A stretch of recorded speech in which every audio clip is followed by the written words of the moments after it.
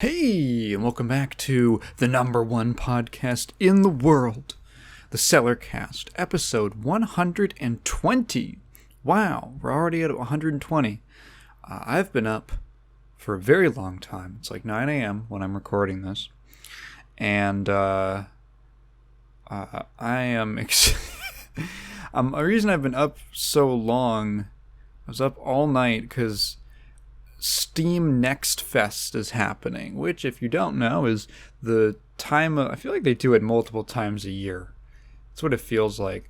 But Steam Next Fest is essentially like a little, I don't know, I guess I'd call it like kind of like the equivalent of like an independent film festival, but for video games and exclusively on Steam online, where a bunch of upcoming games, developers release demos for their games. I might be very wonky and weird and sleepy during this, so give fair warning.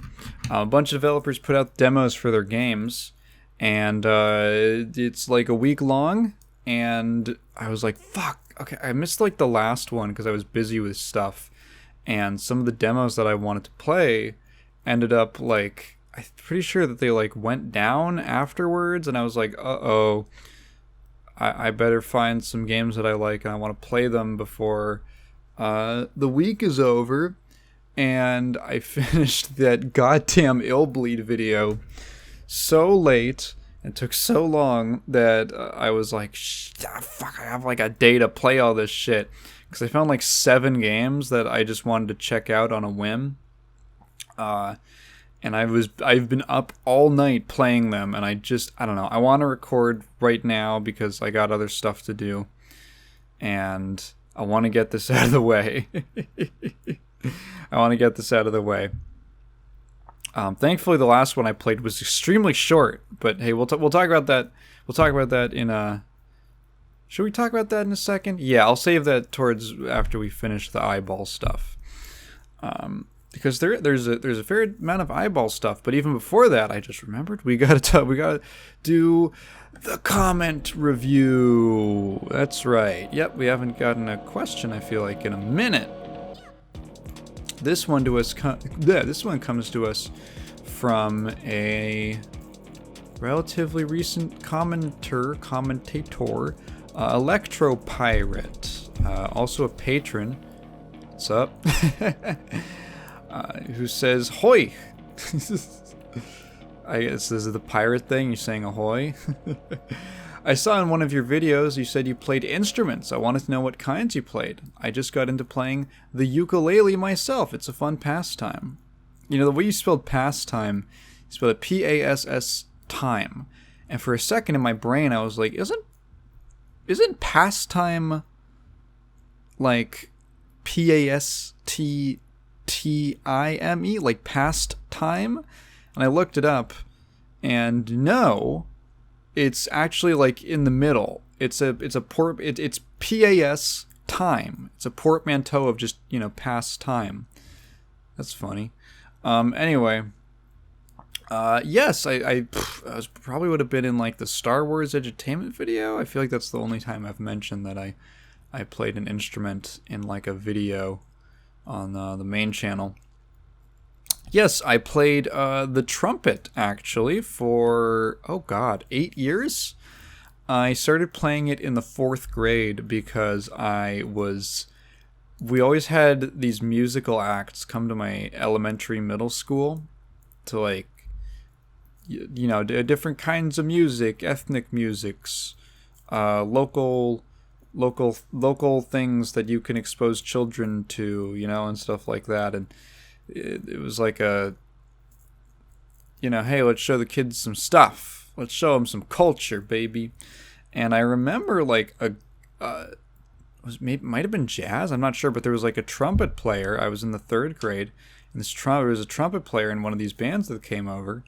And he played this silver trumpet, and I only ever knew that trumpets were like golden colored, and I thought that silver trumpet looked super cool. So when the next year, I think I was eligible. Yeah. Yeah, that my school did my school's band, like, they split it up a little interestingly. Yeah, no. They did the beginner, there was beginner, intermediate, and advanced band. And beginner started at like 4th grade, intermediate was 5th grade, and then advanced was like 6th through 8th. It was a weird system. So I couldn't play an instrument until the 4th grade. That's when I started, and then I played it all the way up through high school. I was a member of my high school's jazz and symphonic bands, and I also played in like the pep band at our sports games. Only some of them, only football and basketball. They aren't calling the pep band out for water polo or the bowling club, although that would be kind of sick. At the bowling is so, dude, go look up professional bowling video compilations. Bowling is kind of a badass sport. It kind of rules. I love bowling. I kind of like forced Kat one day to like watch a bunch of bowling videos with me. I was like really into it, and she was not. Anyway, yeah, so the only reason I quit the trumpet after I graduated. Well, quit is like a little strong. I would say that I just kind of like fell out of it. I moved on, you know. It wasn't a breakup. We moved on. Not out of any kind of enmity or distaste for the instrument, for playing music. I quite liked playing music. It was just that once I graduated, because I never went to college, I'm still not in college. There wasn't really I think one of the things that really kept me in band and playing music was having an external structure. I need like external structure of some kind. Like I need a YouTube channel that I can look at and that provides like visual feedback to me, kind of thing, to keep me doing something. So like, oh yeah, being a member of band, back when I was in middle school, I took trumpet lessons, at like a local music store, which was great. Shout out to, Flats and Sharp? Was it? Yeah, it was Flats and Sharp, or Sharps and Flats. No, it was Flats and Sharp. I always got it mixed up. It's one of the two in Chicago on Sheridan. Shout out to those guys. They were super cool. And I had a wonderful trumpet teacher. His name was Roy McGrath, and I mention him because he has a jazz band, the Roy McGrath Quartet. He was awesome. Right, what was it? Oh yeah. So I need that, and I was part of band classes and stuff like that. Yeah, I was. Was I a super band? I think I was like a semi-band kid, like culturally. You know what I mean? In spirit. But that kind of like external structure after I graduated just wasn't there. So in order for me to continue like playing music in any kind of consistent way, it would have required a lot more effort on my part. Also, I graduated in 2020. I'm class of 2020. So, yeah. Little bit of difficulty around that time with playing music with other... Because it's... Man, like, playing music by yourself, for just yourself, is kind of difficult. One of the things I really enjoyed... I always felt like I played better when I was playing for other people. I always felt like I was playing better when I was performing for someone, and rarely when I was just on my own practicing did I think I really like pushed myself. And so, and just, I don't know, playing with other people, like a big part of it was just the social thing. Like I met a lot of fun people through band and stuff like that, and music, and a lot, like the social aspect was big for me. I don't know if I was as super dedicated to the idea of playing the trumpet as like a craft, as like something that I really cared about as a skill that I wanted to hone. I did to an extent, you know. I did invest in a professional grade trumpet, which is silver. Those are the professional ones. They're silver, you know. Well, my dad invested in it for me, but you know, like I didn't practice that much. To be honest, I kind of just squeaked by.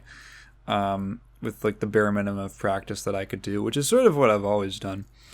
And it wasn't like I'm gonna even, you know, if I'm the last person on earth, I'm still gonna be sitting in my room practicing the trumpet. Like I wasn't that intense about it, even though I did enjoy it, and I think playing music did enrich my life in a lot of ways. So yeah, it was just like I just hit a point where I was at a crossroads of like, okay, I am like a compulsively creative person. Like I constantly find new stuff to do, and like new things to make. Like, oh, I get into miniature painting. Oh, I'm gonna try out making a fucking Mugen fighting game, which I haven't touched in a minute, but it's just because I've been super busy. I don't know. I feel like there's a really small period where I almost got into like doing pixel art and stuff like that. Like I get into so much random stuff, like creative stuff, because that's just sort of how I've always operated. And I've started and stopped so many stories. It's so hard for me to finish a goddamn book. I try. Do I? And it was like, okay, well, I'm going to have to put in a lot of effort if I'm going to finish, or if I'm going to keep this up. And it's going to be largely solitary. And it's going to be kind of just for me. And I just wasn't feeling it. I was like, you know what? It was a great experience, and it was a good time in my life. But I think I got enough out of it. And in the future, like I could pick it. It's in the corner of my room. It's right over there. I filmed the Illbleed video. I filmed it on my freaking trumpet case. That shot, because I fucked up.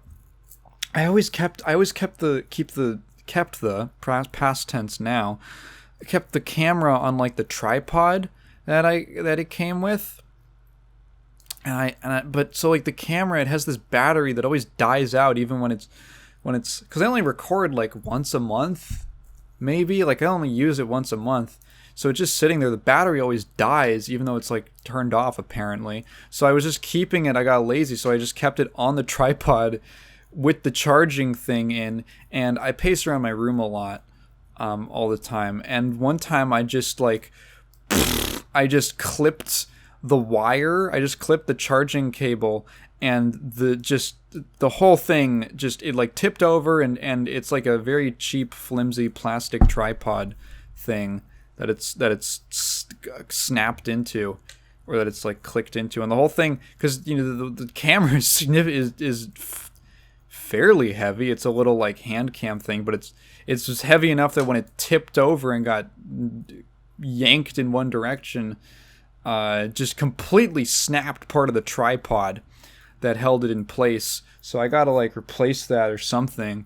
And I recorded. The reason the last video I'm sitting on the fucking ground is because there's like no way else in my room that I can like I can't stand up. There's nothing else in my room that, like, maybe I could like pull my standing desk all the way up. But I was like, it's just so much easier for me to just like sit down and just put it on my trumpet case. I'll just stand it vertically and then put the camera on top. That's why I'm sitting down in that freaking video. That's why it's framed like that. What was I talking about? Oh yeah. I'm open to going back to it, but that's cool that you're doing ukulele. You know, playing an instrument's really cool. It's a cool thing to get into. I would recommend, I think, anyone with any kind of creative inclination or anything like that, just to like check it out. I think it's one of those things that's worth getting into, even if it's like, you know, I think one of the barriers is that music can be a little bit costly because instruments and all that, but I don't know, man. Like playing around with music and stuff it's really cool, and I don't know how much exposure you get to that in school. You know what bothers me is that in school you only ever really get exposed to. I feel like you mostly just get exposed to the arts in terms of consuming them. You don't really get that much in the way of creating them. I remember there was like 2D and 3D art classes at my school, like hand drawing stuff on paper and maybe paint or stuff, and then there was like the sculpting like stuff, and like that was cool, and I'm glad that existed. But I don't know, I feel like the average student maybe like has a very limited exposure to like just I don't know, just fucking around with art stuff. I think that stuff's cool. I think you can learn a lot about that. I was really into that because I was really into that idea that we should expose students to more stuff because like I love writing and I love writing stories, but and I think a lot of people would really enjoy it, and I think it would actually even open them up more towards reading, because school turns you off of reading so fucking hard by treating it like this super weird, like, sacred act. Schools treat reading like a fucking religious ceremony, and I think it completely turns kids off of it. When reading is so easy. It's so easy. You just find a book that's like kind of cool to you, and it doesn't have to be some deep, like, I think it's so weird how reading books has become this like fucking mark of pride for people. Like, I read 100 books last year, and it's like, is that better than like watching 100 TV series or playing 100 games? Like, I don't care for the idea of treating books like this sort of special, unique thing. It's just another kind of entertainment. And I think if we were just a little more casual about it, I don't know, I feel like, because like the problem I feel like with so many people being turned off to reading is it's not that reading is some kind of thing that just inherently is like, oh, you know, it's not that fucking ritual. It's not the sacred ritual. It's that like there's cool books and art can make your life better. And if you completely close it, it's like saying, yeah, I don't really listen to music. And you're like, what? Really? Like none at all? Yeah, I just don't listen to it. Nah, I'm just not into it. You're like, huh. Okay, I feel like you're closing yourself off to a lot of like ideas and experiences and interesting things. That's the same thing with books. That's why that's not good. What was I talking about? Anyway, yeah, that's cool. Music. I played the trumpet. I was also, I guess this counts. The voice is an instrument. I was a vocalist in my high school's praise band. I went to a Catholic high school, and I was the singer in our praise band, which is the band that plays during the school masses and stuff like that. I sang a lot of Christian rock while I was in high school. I'm not Christian, I just think singing is fun. And actually, because of the way that my school did it,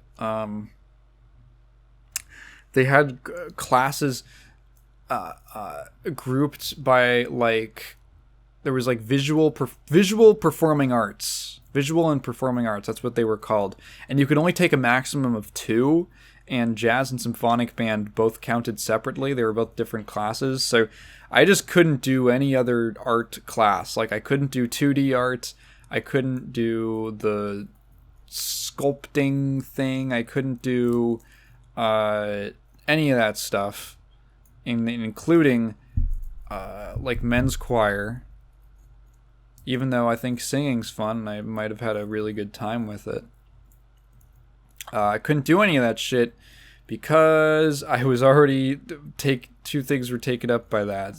I don't know, it was silly. But yeah, I did sing. I do like singing. Don't get that many chances to sing nowadays, which is a shame. Man, I wish I could do more performance stuff. I really like performing. I really like public speaking. I've told people about that before. I've told people that I've had this conversation at least 3 times where for some reason it's come up, like public speaking, the topic has come up, usually in the context of someone being very afraid about it. I'm like, dude, I fucking love public speaking. And they're like, you're joking? You're fucking with me? And no, like I genuinely love it. I think it's awesome and it's really fun. And then invariably, like literally every single time I've had this conversation, the other person has said, you're insane. And the problem is that they don't get it. That's the point, is that you're insane. That's the point. The great thing about public speaking is that, and the reason it's so goddamn easy, is that when you get up there, so public speaking, people always get freaked out about it, and that's why they fuck it up. If you just don't get nervous, it is impossible for you to fuck up public speaking. Unless, I don't know, I guess there's like, if you're doing a play or something like that, you could forget your lines or something. But if you're just like reading a speech, or you just gotta like talk to the audience a bit or something, it's like, what? You just talk to them. Just like, oh, but what if just stop thinking? Just stop your brain from doing that line of thought. Just don't be nervous. Like, turn your brain off, and it's the easiest thing in the world. You go out there, and it's awesome. It's like you're in front of like 100 people or more, or however many people, and you are the most powerful person in the room. Everyone's paying attention to you. You have the power to change the hearts and minds of 100 people at once, let's say. That's awesome. When else do you get to do that? It's like the most powerful point most people will ever have in their life is when they're doing public speaking, and everyone squanders it because they're so afraid that they're gonna like blah, blah, blah, blah, blah, and they get in their own way about it. Public speaking is so much fun. And I guess you have to be like a bit of a megalomaniac to get in to do it, right? Like, you know Hitler was fucking popping off when he was and everyone's like, whoa, yeah, inside he was like, fuck yes, I fucking nailed that one. He was also probably because he was always on like meth and cocaine at the same time.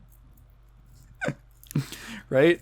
You just gotta like, if you're afraid of public speaking, you got like, listen to me right now. Listen to Taigen Moon. You just gotta channel a little bit of that inner Hitler that's inside every one of us. And it's easy. It's you gotta be a bit of a megalomaniac. You gotta tap into that power. And then you're like, wow, this is super fun and not scary at all. I wish I could do more of it. It's just I don't have any opportunities to. And after doing YouTube is not the same thing. Like, it was actually very awkward for me when I first started doing YouTube. Not because I was like, if you go back and watch my earlier videos, I'm very quiet and very reserved, and I talk in like I don't know how loud I can be and stuff like that. And it's not because I feel uncomfortable presenting. It's that I specifically like didn't know how to present to just a camera by myself. Like, if I was doing that in front of a group of people, I would have been way more natural. And it eventually I kind of figured out, and I got more comfortable being on presenting in front of the camera and not in front of like people. Because like with people, you can like you can totally bounce off the energy of the audience you're talking to. But if it's just a camera, I have to like create that. It's a very different style, like mindset that you have to get into, which is why I think I'm a little bit low energy in those earlier videos and a little like stiffer, just because I'm just not getting any feedback, right? Like I like talking and seeing people's reactions, and that kind of tells me where I need to go and how I need to play something, and like that's like there's all these social cues that you're just completely missing, and you kind of just have to wing it, and it's a little it was like uncomfortable territory. Now I feel a lot better about it. What was you gonna talk about? I hope that answered your question. I want to talk really quickly about something at New York Comic Con that just happened. There was that new Scott Pilgrim trailer that looks cool. I'm still excited for that. There was also a new Dragon Ball series that was announced. Dragonball Daima. This is a series. It's not a movie. It's not a game. It's a new series. From what I understand, like a television series, okay? Like with episodes and stuff. And from what I gleaned, I'm not into Dragon Ball, right? I don't really care. From what I can glean, it's basically like Dragon Ball babies. Everyone's a baby. The way that I've discovered this was, hey, it was just a post on Reddit talking about like, hey, the live stream of New York Comic Con where you can like watch it and see the trailers, you know, like that the audience is seeing. Toei has requested that the stream does not show that, like, the organizers of the stream do not show the trailer for Dragon Ball Daima.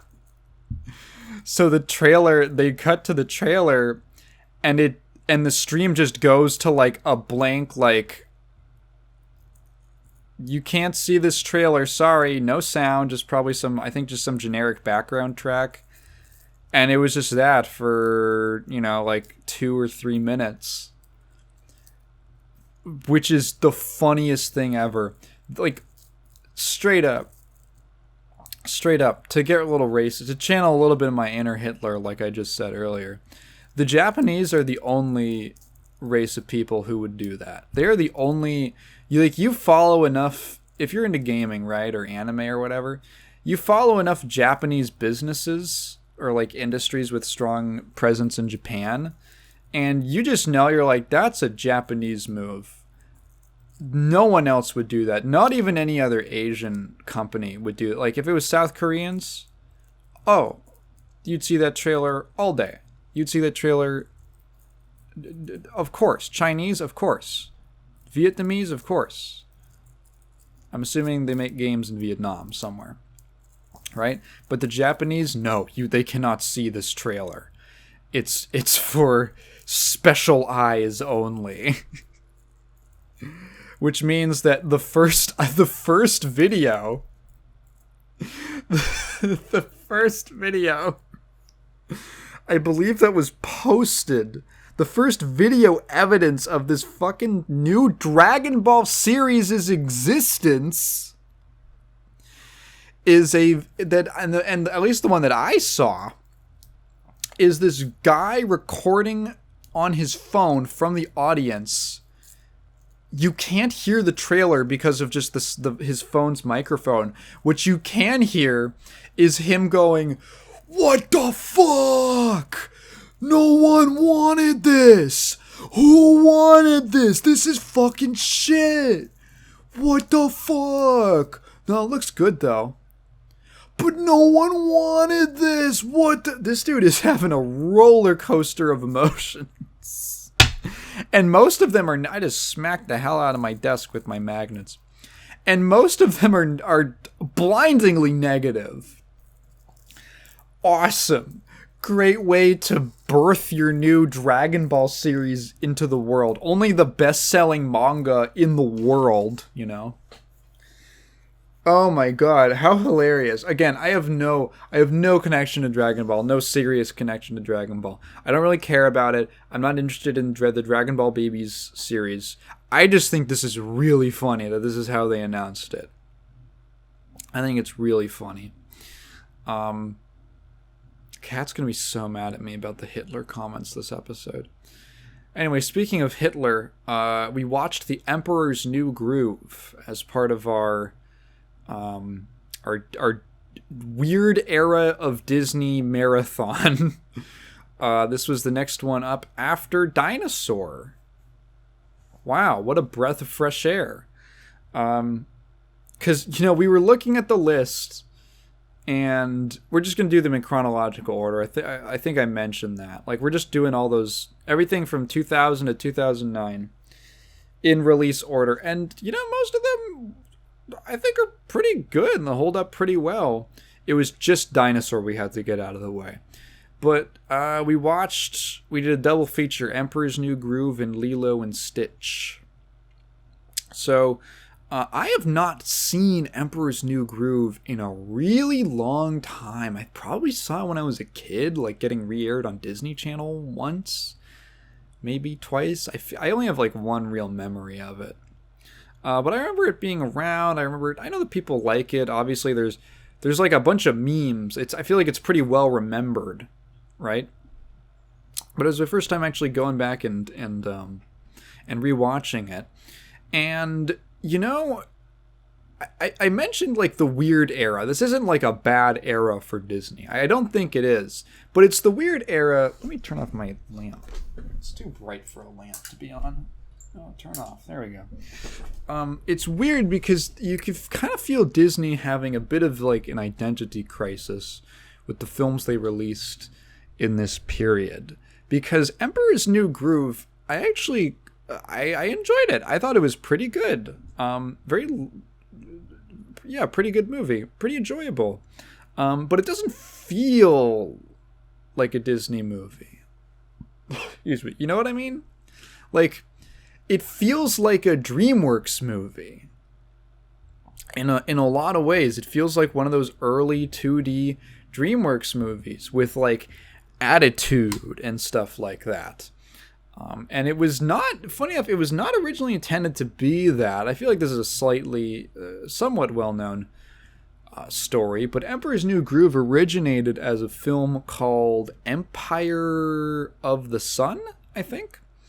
And it was going to be this big, sprawling, epic tale inspired by The Prince and the Pauper about this I think Peruvian. It's Peruvian in the final film. This Peruvian prince, this stuck-up, arrogant prince, trading places with a peasant who looks just like him, and then getting turned into a donkey. And the peasant has by this witch, Yzma, and then the peasant Yzma finds out this whole secret, turns the real prince into a donkey, a llama, and then basically blackmails the pauper in this story into doing her bidding, or she'll expose him. And that was going to be like the original story. And I believe after they had a couple, what was it that like didn't do that well at the box office? It was my schneck. One of them was Pocahontas and the Hunchback of Notre Dame didn't do that well at the box office. So they were like, and you kind of, again, right? Like I mentioned in the dinosaur segment on last episode, Pixar was like, still pretty successful at this point. Like they were kind of cranking out hits, and the industry was kind of moving towards this. I can definitely hear the corporate exec meetings where there's talking about how the industry is moving towards CGI and CG animated films, and how maybe spending a bunch of money on a 2D animated film is not a smart business decision. So let's scale back production. So the film was entirely reworked, retaining a couple things like the setting, some of the characters and elements, but a lot was changed. A lot of it was reworked into what became the Emperor's New Groove, which I guess I feel like people are pretty familiar with this movie. But to recap, it's about this Peruvian prince named Cuzco, played by David Spade. and he's a total, completely self-absorbed, arrogant asshole. And he's going to build a new resort home on the mountain that's inhabited by a local village farmer dude named Pacha.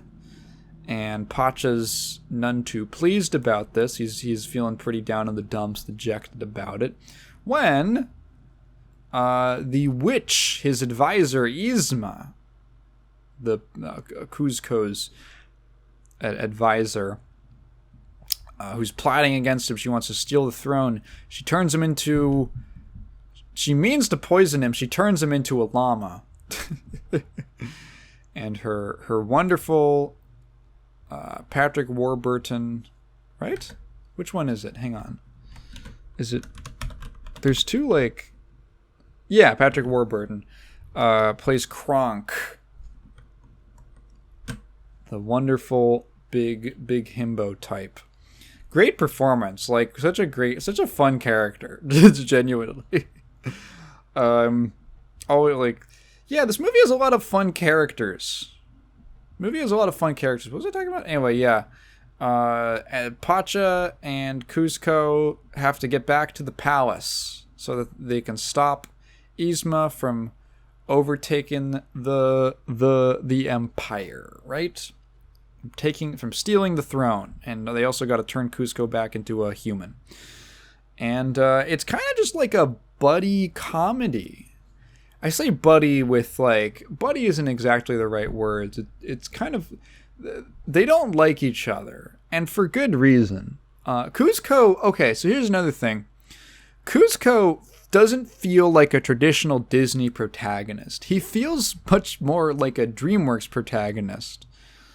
What I mean by that is DreamWorks kind of always push themselves as the more edgy alternative to Disney. Edgy is subjective, but they had attitude, right? They were more upfront with their characters having like more flaws and stuff like that, like more built-in flaws. Disney usually kind of, I feel like people traditionally think of a Disney protagonist as someone who is basically a good person, who's basically good at heart, and just has some hardships that they have to overcome. But there's nothing necessarily deeply wrong with them. Maybe they're like lack confidence or something like that. But basically, like they're pretty good people. And then you go to DreamWorks, and they were much more willing to have their characters be a little more flawed. Like,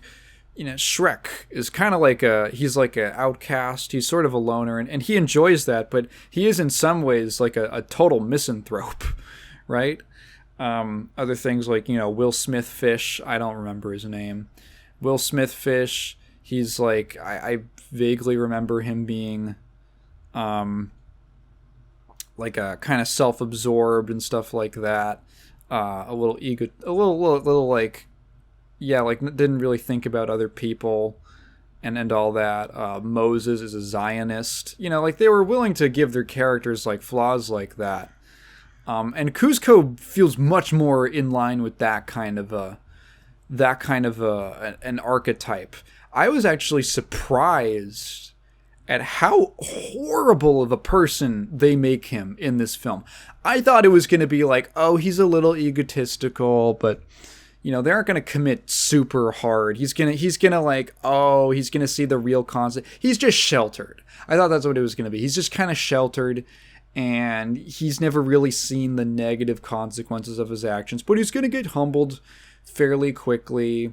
And then he's going to see, he's going to see Pacha in like a new light, and after Pacha like helps him, and then, he's going to turn. I was expecting all that to happen pretty quickly, and no, they kind of double down on Kuzco being like a really genuinely bad person. Like he's vile in this film. Which surprised me a lot. He's going to go back to the palace on his own. He's going to he ends up at like Pacha's Pacha's farm because of plot stuff, and they got to get from the farmstead back to the palace. But Pacha is like willing to like lead him back if Kuzco promises to that he's not going to build, his estate on Pacha's land, right, on his farm. Which like tells you about Pacha, right? Like, it's not technically the most altruistic thing to do, but that just making like Kuzco might totally he might totally double cross him. That feels like in line. Kuzco is very self-centered. He might completely just agree to it and then change his mind or betray him after he's got what he wanted and he's a human again. He's back on the throne. But Pacha, you can tell, is like he's smart and he's willing to bargain for it, but he's also like a generally honorable person, and he believes in fair agreements, which you could construe as being slightly naive. But he like really does, like, Pacha wants to see the best in people, right? You can kind of intuit that from a little bit of the way that he acts. He's like a family man and all that. He's like a good salt of the earth type of guy. I like that he's an older character. Kuzco is like he's like a teenager. And Pacha is like a fully grown adult man who has to put up with this fucking idiot, this total shithead. And, Kuzco initially goes off on his own and then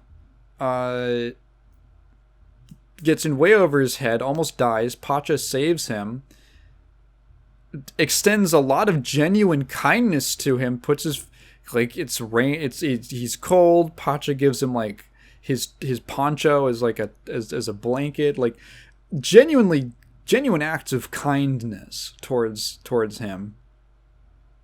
When Kuzco is seemingly just does not like compute that at all. And then, but you go, he does a nice thing for him, and he's like, he seems to appreciate it. And then, like, at the first chance he gets, he completely fucking stabs him in the back and is like, I'm gonna leave you to die. And Pacha's like, what the fuck, dude? Are you serious? What the hell? And Kuzco's like, yeah, I actually don't care. I don't care about human life. Die, peasant. Fuck you. And I was like, whoa. And the way they do it is like they both end up in a precarious situation. In Kuzco immediately following that, like the same precarious situation. He actually can't just walk away from it. And that eventually leads to Pacha kind of like figuring out how to get them out of this sticky situation, and then almost dying, and then Kuzco saving him at the end. And you're kind of wondering, like, okay, there's this aspect of the film I find really fascinating that I don't think it ever truly taps into. Kuzco saves Pacha, and at this point in time, he has demonstrated at least like twice that he's totally willing to let this dude die. So when he saves his life, you have to wonder, because this coincides with the fast route, the fast, easy route to the palace falling apart, this bridge. You have to wonder, and the question was in my mind, okay, has Kuzco, and Pacha's very, very touched by the fact that Kuzco has actually done this, and it seems like he's turned a new leaf. But in the back of my mind, I'm like, has he actually had a change of heart? Or did he just save Pacha's life because he knows now that he has to rely on him to navigate back to the palace? And I was thinking about this really interesting dynamic where the main character of your story has like sociopathic traits and does not seem to really care for people who mean him well, like genuinely mean him well. And you're kind of like, it's not the same thing as an unreliable narrator, but it's a protagonist with questionable motives that is, and like, imagine a scene where now finally, after all of this, right, all these scenes, all this stuff, they come to like a dangerous situation, but the path, like Pacha ends up in danger, say, but the path back to the palace is totally clear and obvious, and it would be no sweat. And from a purely like Ayn Rand objectivist point of view, it benefits Kuzco 0% to actually help Pacha in the situation, to actually help him. Imagine the tension you could get out of a scene like that. Imagine if there's even a moment of thinking or hesitation or doubt that the audience has of like, no way, dude. No way you're gonna turn your back on it. There's no way, dude. And just in my mind, that moment is like, dude, the drama, the dramatic tension that you could get out of a character and a dynamic like that is so fucking cool. And the movie unfortunately never does that. And I know that that's like a thing that like I just made up. And I wouldn't ever, and because of that, I wouldn't really hold it against the film, because it's just something that I was thinking about. But like, dude, imagine how cool that would be. Because that's like the make it or break it moment for the character. Like, if you let him die there, you literally, in the span of one film, you cannot redeem that character. He is fucked forever. It would take a sequel, like a sequel's entire runtime to redeem that character, just from that one decision, right? Like, that is a defining character moment. There's probably a story like that out there somewhere, but not that I know of. Yeah, that's fun. That's a fun dynamic. A character with a protagonist with questionable motives, where you never quite know why they're doing one thing, if it's for heroic reasons or self-serving reasons, if it's all just a big long con kind of thing. Yeah, that's a fun idea. No, the film ends up excuse me. They end up like leaning into the idea that, you know, Kuzco has a change of heart and all that, and he does change. I do like that they don't get super sappy with it. The resolution to the plot line is that after everything's said and done, Kuzco says he basically he doesn't want to do it, but he's gone back on the idea of building the villa on Pacha's home. So he's gone back on that, but he like doesn't, out of his pride, he doesn't want to admit that. So what he does is he comes up with essentially like a technicality. Like, we're at the very start of the film, the reason Pacha's at the palace in the first place is he's asking him, like, you know, which side of the mountain or the hill does the sun shine on the most out of the day. And Pacha points it out to him. He's like, cool, that's where I'm building the pool. And then he just sort of says like, oh, well, you know, I saw the farm and, well, that side of the hill wasn't lit up. So, you lied to me about it, and I don't appreciate that, and I think I'll build my villa somewhere else. And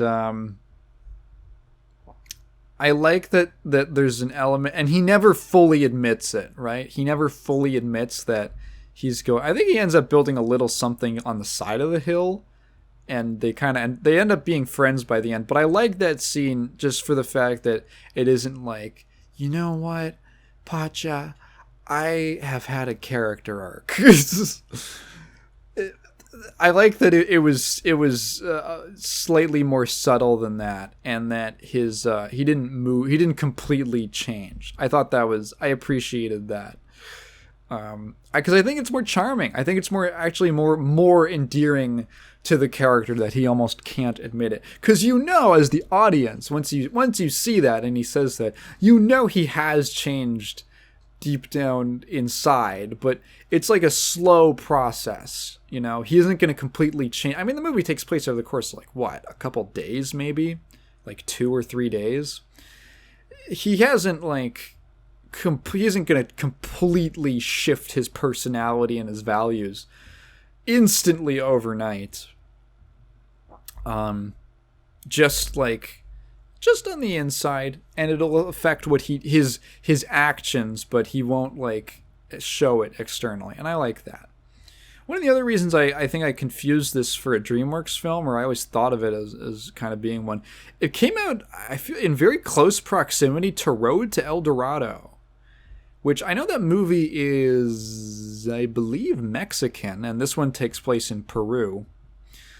But they have a similar vibe going on, similar, South/Latin American settings, kind of what would you call it? Ancient periods or older periods of time. It's a period piece, all the gold, I guess. And I don't know, I kind of get them a little they just thematic, a lot of aesthetic elements just combined, even though they have pretty different art styles. In any event, do I have an ingrown nail? God damn it, I think I do. How did that happen? Okay, I guess I'll have to deal with it. Dude, it takes so long to get an ingrown nail out. It takes so goddamn long, and it's painful, and it just sucks. One thing I wasn't super big into, and it's funny because it's only happens a couple times throughout the film, really only at the beginning, is the narration. That felt very odd and a little out of place to me. At the very start of the movie, you get some you're probably wondering how I ended up in this situation style of narration from David Spade. And it just felt kind of unnecessary. It felt a bit like a crutch.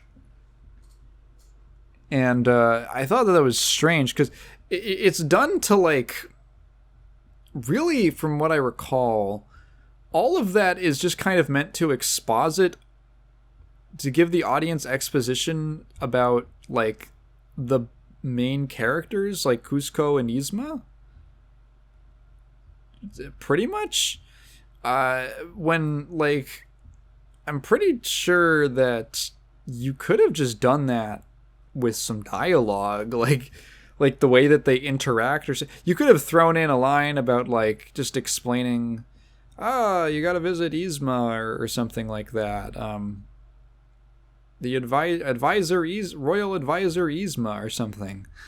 And then just you don't have to spell out that she's trying to steal the throne to the it's pretty obvious. And even if it's not obvious, it becomes obvious pretty quickly when the first 10 minutes of the movie has multiple scenes of her talking about how she's gonna kill him. Right? And that's funny because I don't know, that felt very, it was weird because it felt very unconfident, that's the word. It felt very unconfident in the film's characters and dialogue, the ability of those things to communicate to the audience, info to the audience. And I thought that was weird because it's not an actual thing that the film suffers from. The characters are extremely expressive. Everyone is pretty. All the main characters are really memorable. Everyone has there's a lot of just really good lines. I think one of the reasons that this film has spawned so many memes of it in the years since its release, is because there's just a lot of really likable, funny characters and bits of dialogue and expressions. One of the other things, it doesn't feel like a Disney movie. Part of the pitch for this was apparently that it was inspired very much by Tom Jones cartoons, like Looney Tunes style Warner Brothers animation.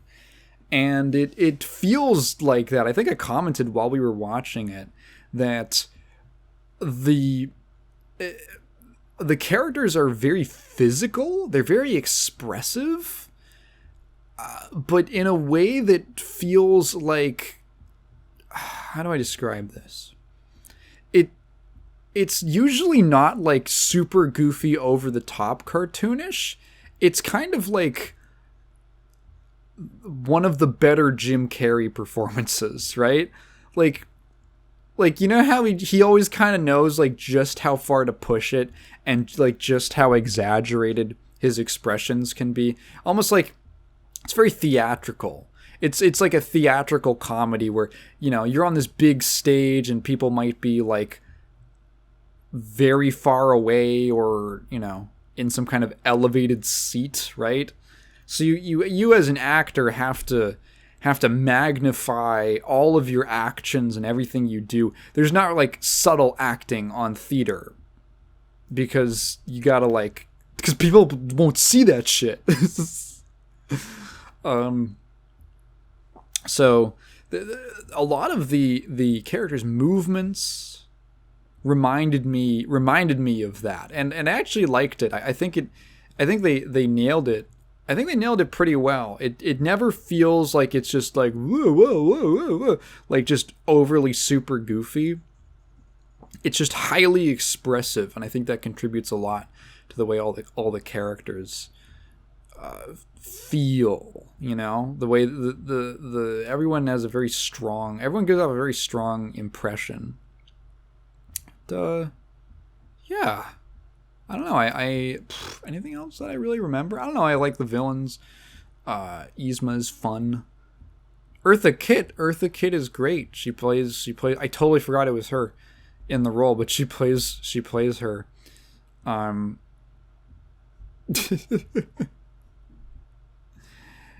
is such an interesting. Okay, stick with me on this one. Does Yzma have like a weird sex appeal thing going on? She's like it's so strange because the film is almost like emphasizing parts of her that are unattractive. Like she's this very old woman who's like extremely like uncannily thin and gaunt, and she has all these wrinkles, and she kind of covers it up with like makeup and stuff. But like the way that she dress, it's almost like she's projecting an air of like sexual attractiveness. And I don't know, it's kind of like funny. Like she's kind of like a funny.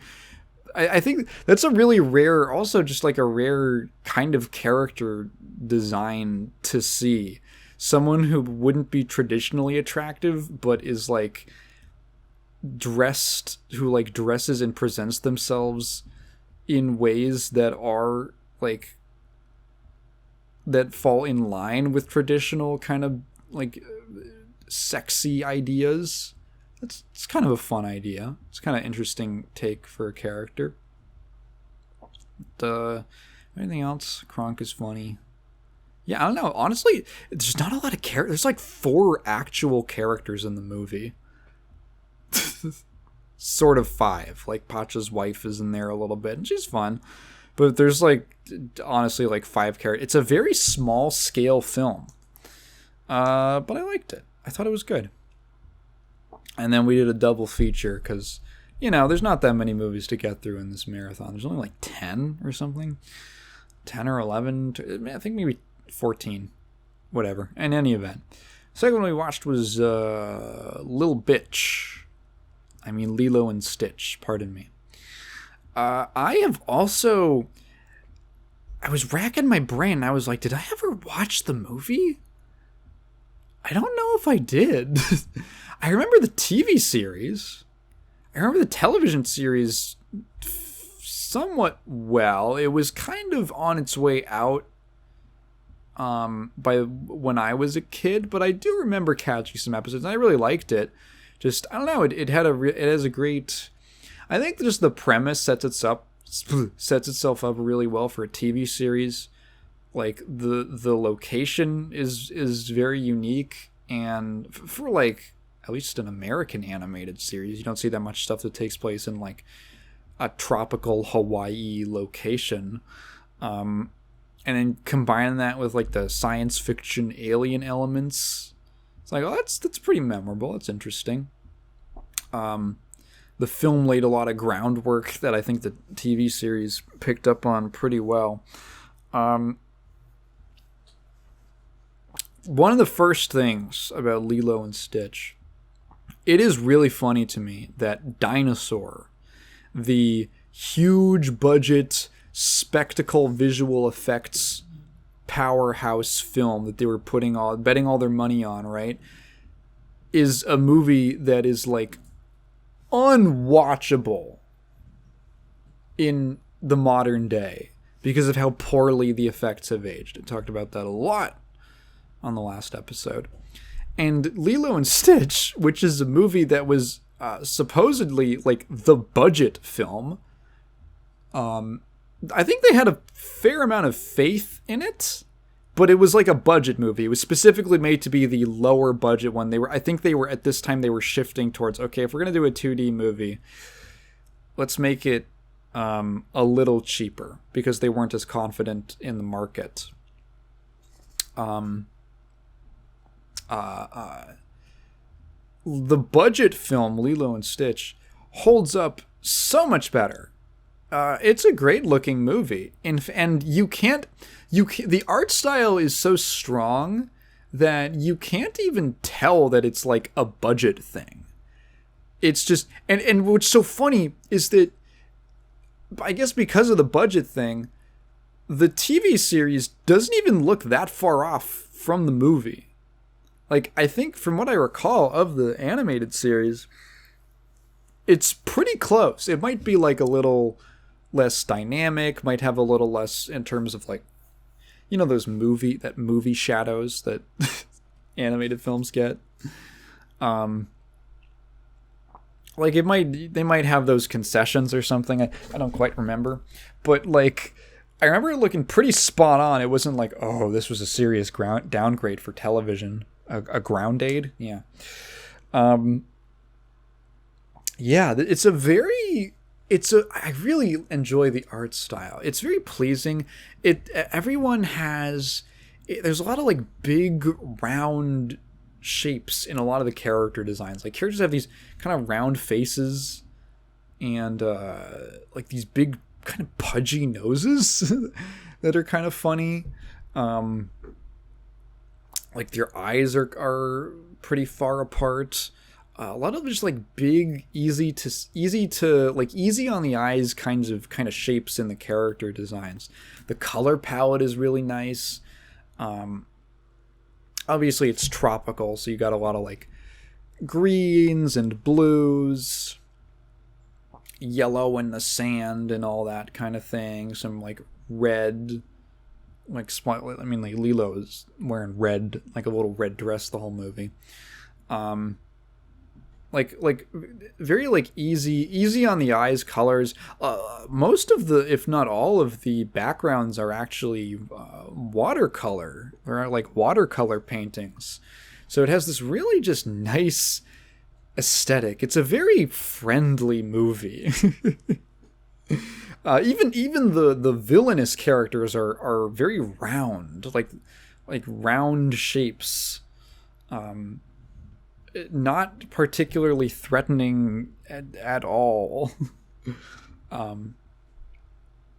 Which I think works because the movie, there isn't like a significant big evil. There's like the shark guy or like the whale guy, Mr. Whale. I don't know. I think that's what I called him while we were watching it.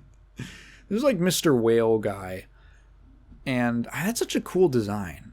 He's such a cool design. I guess he's like probably the most villainous character. He's just kind of trying to do his job. He isn't gonna like kill anyone. he's just like much more matter of fact, like business like. All of the threats, all of the dangers in the plot are much more like I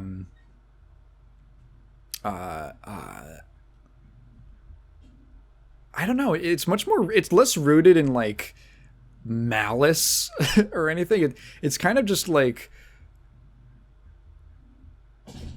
yeah, it's just kind of like systems. It's just sort of like unfortunate systems that the main characters have found themselves in, and a lot of things that aren't really their fault that are just sort of like coming after them and causing problems. And I kind of like that. There's sort of a parallel between Lilo and her sister Nani, who, like, okay, so their problem is that Nani's raising her little sister as like her like guardian. I don't know if they ever say what exactly happened to their parents, but they're gone. They're out of the picture, and she's raising her as a single guardian. She's under like a lot of stress. She's trying to hold down a job, and Lilo's not helping it by the fact that she's like a little shit. Like she is just she I forgot like how fucking impetuous she is. Like she gets bullied. She gets like made fun of by these like other little girls from her class or whatever. And she like goes home and starts doing voodoo. Specifically like she's putting like voodoo dolls in like pickle juice. Like she's a little piece of shit, and she's like that age. I think she's supposed to be like 6 or something like that, 6 or 7. She's too young to like truly understand the adult responsibilities and stress that her sister is going through. And you know, like it's a nice balance because she has her own things that she's dealing with. She's kind of like not really accepted socially. I think she kind of gets that she's sort of poor, right? The feeling that we're kind of poor, and that there's like sort of like a bit of maybe an inferiority complex feeling compared to the other kids who have these nicely put together families and they aren't struggling as much. There's always a feeling that sort of maybe like looms in the back of her mind, even if she can't quite articulate it as a child. She's very cute. I think I love, like, she Lilo is a very it works because I think she's just really cute. She's a cute little kid. She's in this big baggy dress that kind of even like that really accentuates just how small she is. She is so absurdly tiny. You can't help but be like endearing. And she's just like a kid. Like she isn't like evil. She never crosses over into the realm of being hateable. She's just like kind of a misfit and a bit of a troublemaker. And then there's a parallel to Stitch, who is born to be like a killing machine, a destructive mutant creature who is so dangerous he has to be exiled to Earth. So there's like a parallel of being like causing problems that you aren't like fully responsible for or aware of. Like you can excuse Lilo embarrassing her sister or whatever in front of like the what is it, the child services agent, right? Because it's like she just doesn't know, and the sister's under a lot of stress. It just, you know, you can like excuse, and in the same way you can kind of excuse Stitch. It's like, well, that's just kind of, he's like made to be, he's made to fuck things up. He's made to, excuse me, explicitly to be a destructive force, like a weapon. And I think that's like one of the reasons that sort of like they gel so well because Lilo has more of a conscience, so she's kind of able to like understand him. They both have this sort of outcast quality to them because of the way that they are and the things that they do and how they go about their lives. Like when Lilo comes in at the start and she's late for her hula dance practice, and she gets like, she spills a bunch of water on the floor. She's like drenched or something from the beach. And then like these people start slipping around and it's like, ah, God. There's like a common understanding. And like, I think because of that, even though Stitch is like this total, like, bro thinks he's little toot. Like, he's just causing problems. She kind of like, I think that's where like that sense of empathy from her comes from. And it's like, you know, it happens very quickly. I feel like this whole movie's plot also takes place over like 3 days or something like that. It happens really fast. 3, maybe 4 days. Like definitely less than a week. From what it feels like. The time scale's a little weird. Like, you're not quite sure exactly how long they've been together. Like, after they adopt Stitch, basically, after they take him in, fucked up looking dog, you're not sure, like, exactly. Like, a lot of it takes, I feel like most of it takes place in one day. Like, that whole sequence. And it's like a little fast, you know. I would have preferred if there was like, if they stretched it out a little bit, but you know, it's the budget movie. I think for what it does, it's fine. It sells the relationship decently well. It's just, you know, I feel like it takes a little more than one day. I really like, one thing I really like about this movie is it's like science fiction. Okay, so again, talking about identity crisis with Disney during this period. And Disney is not really known for science fiction. I wouldn't describe... And they put out a lot of sci-fi films during this period. Like, they had Meet the Robinsons, they had Treasure Planet, they had... Bolt's not really science fiction. No, it's not. He just talks. That's what it is. They put out like an unusually high amount of sci-fi type movies during this period. And I feel like that's not what they're known for. They're known for like, you know, like kind of, how would you describe it? Classical sorts of stories. Disney's always positioned itself as like a classic company. You either have like Mickey Mouse or those sorts of characters who are basically timeless and can exist in any setting, and then you have like the foundation of the brand, which is like Grimm's fairy tales, as in like stories that were written down in a version of English that is like unreadable by modern standards because it's so old. Those kinds of stories. Or other sorts of, yeah, like those sorts of, you know, Hans Christian, those kinds of classical stories. I feel like that's what the Disney brand is recognizable for, or at least homaging those kinds of stories. It's sort of rare for a Disney film. You don't associate them much with contemporary settings or futuristic settings or science fiction in general.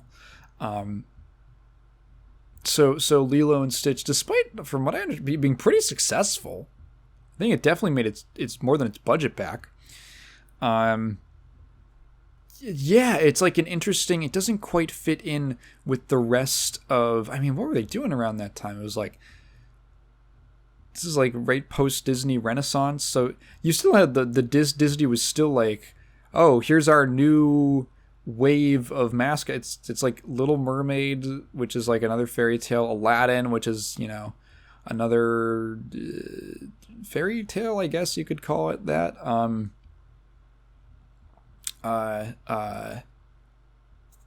The Lion King. This isn't really a fairy tale, but it's definitely not like a contemporary. It's like Lion King also fits into that like kind of classic sort of territory. Also has inspirations from like Shakespeare and stuff. And so it's kind of interesting that you had this slotted in. I was looking up, okay, and I say that because this is like the one movie that they marketed in relation to their other like popular Renaissance era type films. Hunchback of Notre Dame, Pocahontas, like all old shit, all old stuff, right?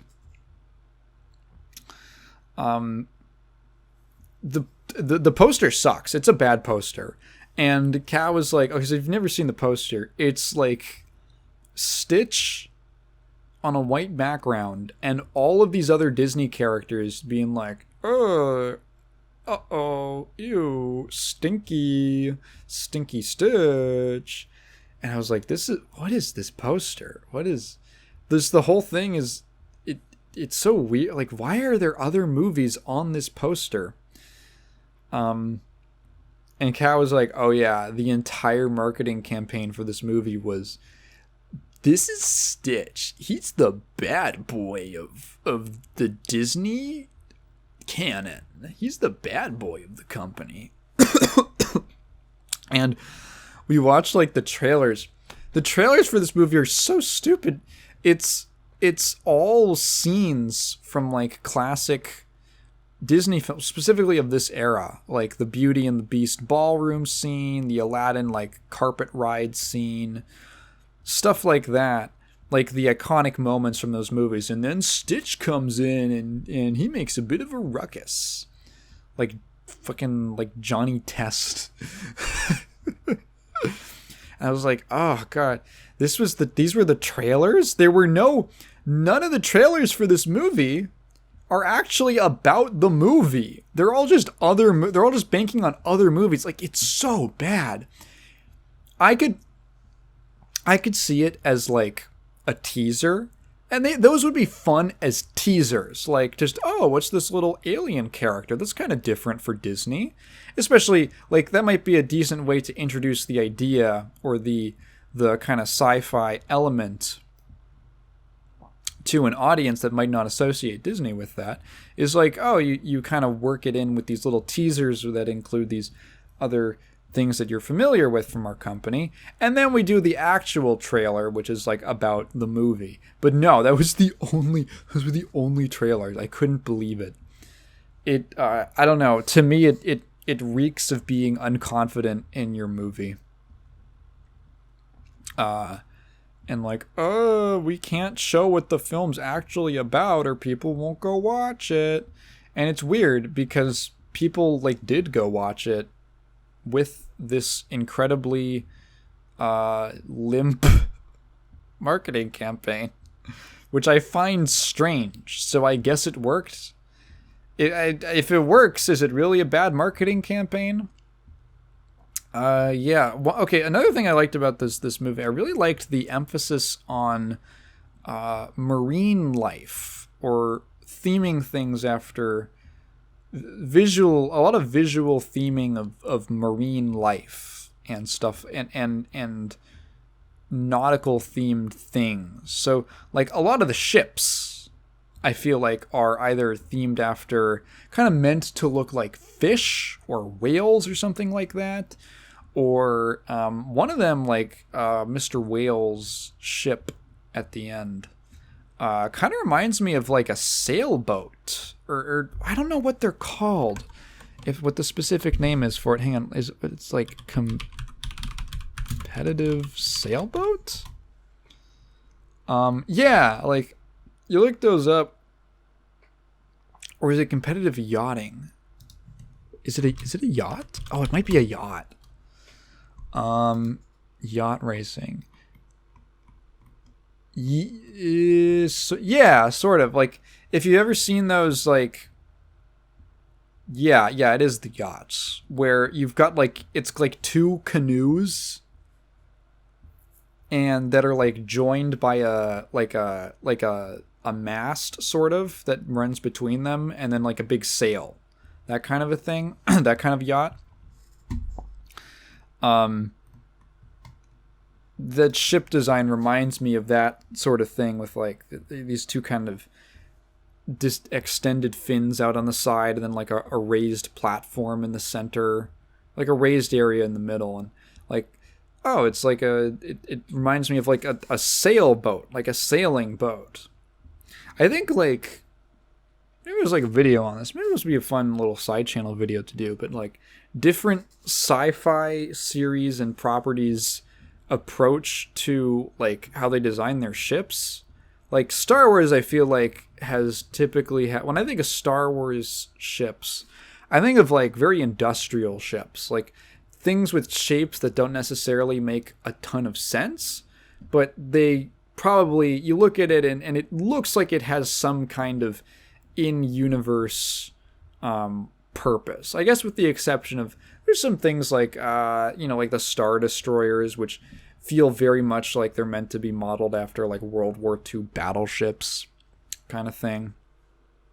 But I feel like a majority of the ships are just sort of like odd sci-fi shapes. And then you look at like Star Trek, and I feel like Star Trek is not meant to evoke anything in particular from the real world, because it's like a future. It's like a futurist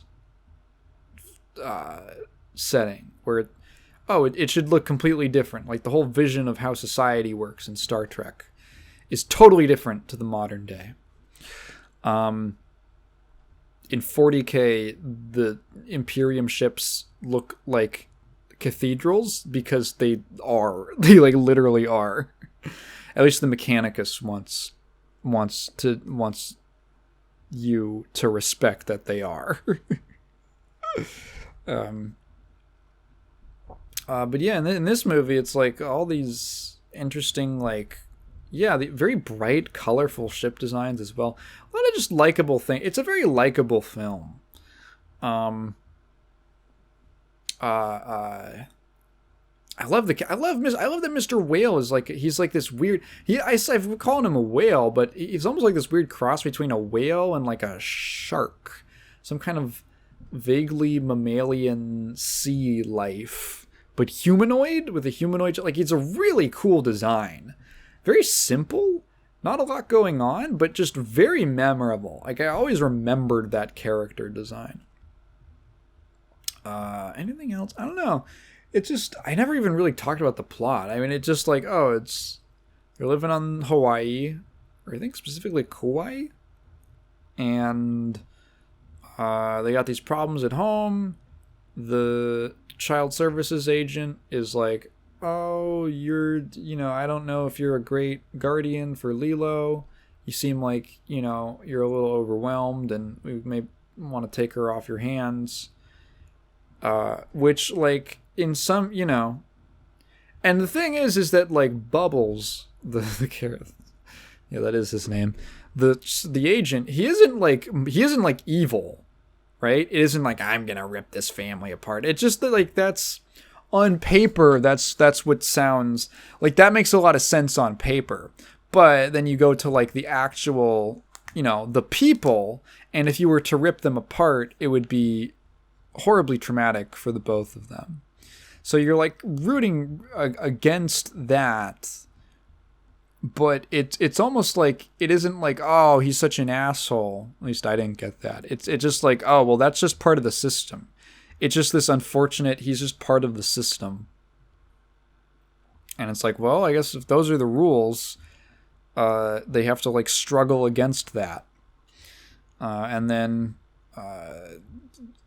Lilo is a little misfit. She's a little shithead kid. But she's cute, and she's sweet, and she's endearing. And then you fucking cut to outer space, and this big old round guy scientist has created Stitch to be a super killer mutant. And they're like, that's fucked up. We're gonna shoot him to Earth. Earth is like the Australia of the galaxy, I guess. It's just the prison colony.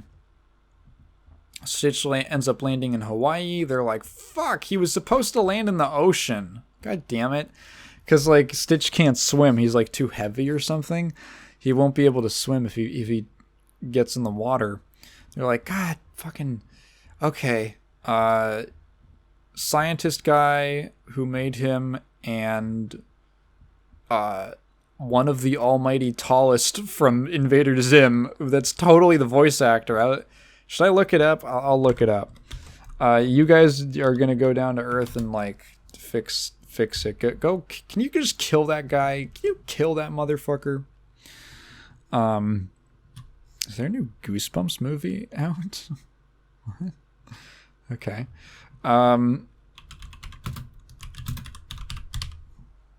We were talking about the very funny implications that the Pleakley, Kevin McDonald. That's him, right? Yeah. It's totally he's totally from Invader Zim, right? He's got a lot of credits. Holy shit. Yes, he is. Yes, he's purple. He's all okay. Thank God. There's a character in Invader Zim called Lobotomy Cop. That's so fucking funny.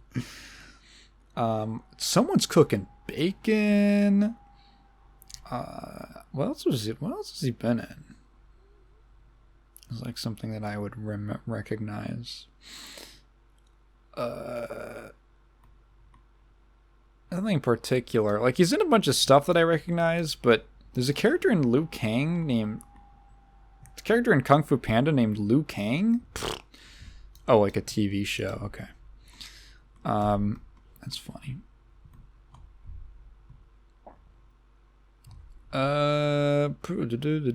He plays Puss in Boots in Shrek. What is Shrek 2 Retold? What the fuck is... Wait, is this like a fan animation? That's so funny. What? Okay. That's neat. Anyway. Yeah, nothing else to talk about with with that. It's just that I remembered, like, I was watching it, and there's that thing that happens so often where I hear like a voice, I hear the voice actor, and I'm like, where do I know you from? What are you in? Because he has a very recognizable voice. I remember one detail about Invader Zim I always liked is that Jonan Vasquez, I mean, you know, he knew that, you know, in the booth they were probably going to be playing it up a little bit. But he specifically went and found people who had interesting voices so that they only had to slightly exaggerate for the characters, but they just sounded interesting. And that's just kind of, I guess, what Kevin McDonald sounds like. He just kind of sounds like this, and he's so great at playing these sort of, like, I don't know. Well, they are very different characters, despite the fact that they're like lanky green aliens, which is sort of a funny coincidence. And they were created around the same time. Yeah, Invader Zim 2001. Lilo and Stitch was 2003, probably. 2002. Wow. Okay. Yeah. So I was like, oh my god, I was trying to figure out. I'm like, it's totally him. Anyway, there's like we were kind of laughing at the implication that like when him and scientist guy are on Earth and in disguise, he just always dresses up as a woman. Which we both found very amusing with as a trans icon. Shout out to Pleakley.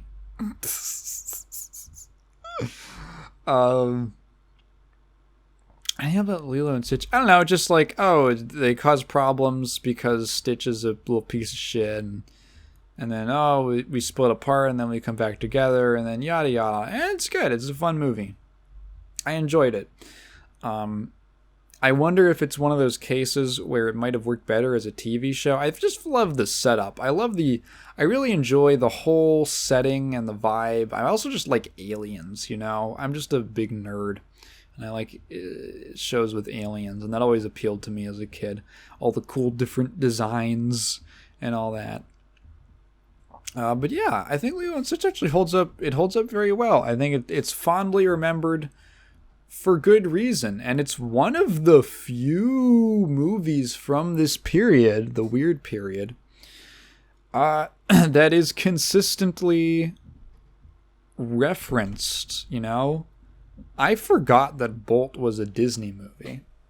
Like, I thought I could have sworn it was like a Blue Sky or one of those, or Sony, something like that, Sony Pictures Animation. But no, it is a Disney movie. You never hear them mention that one.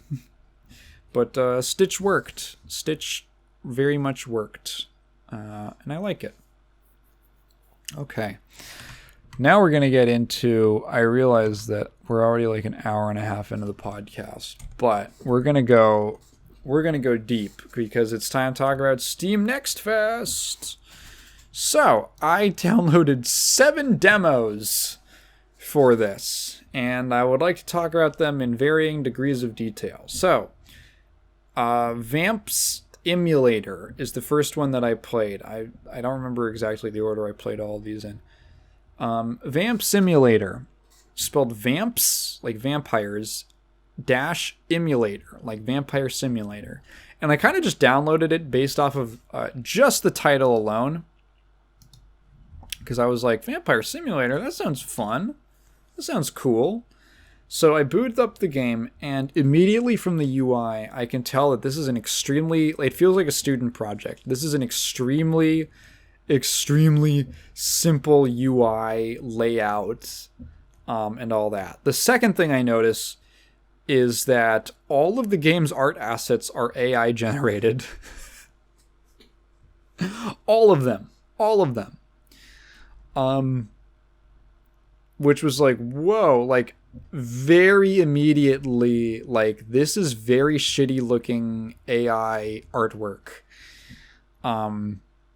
Like you can, like with that kind of it's got that trademark fuzziness, because every single, there's no clear brush strokes or anything, because everything has been, all of the pixels have been placed at the same time, and there's weird amounts of distortion and yeah, just that fuzziness in all of the, like, at just random points in the image that are not the same as when a picture is just like compressed or is lower resolution, so it has like noise in it. There's just like this weird ambient noise in random parts of the image and all that. It's extremely noticeable. It's very noticeable, and some screens look very fucked up. And that was like, okay, well.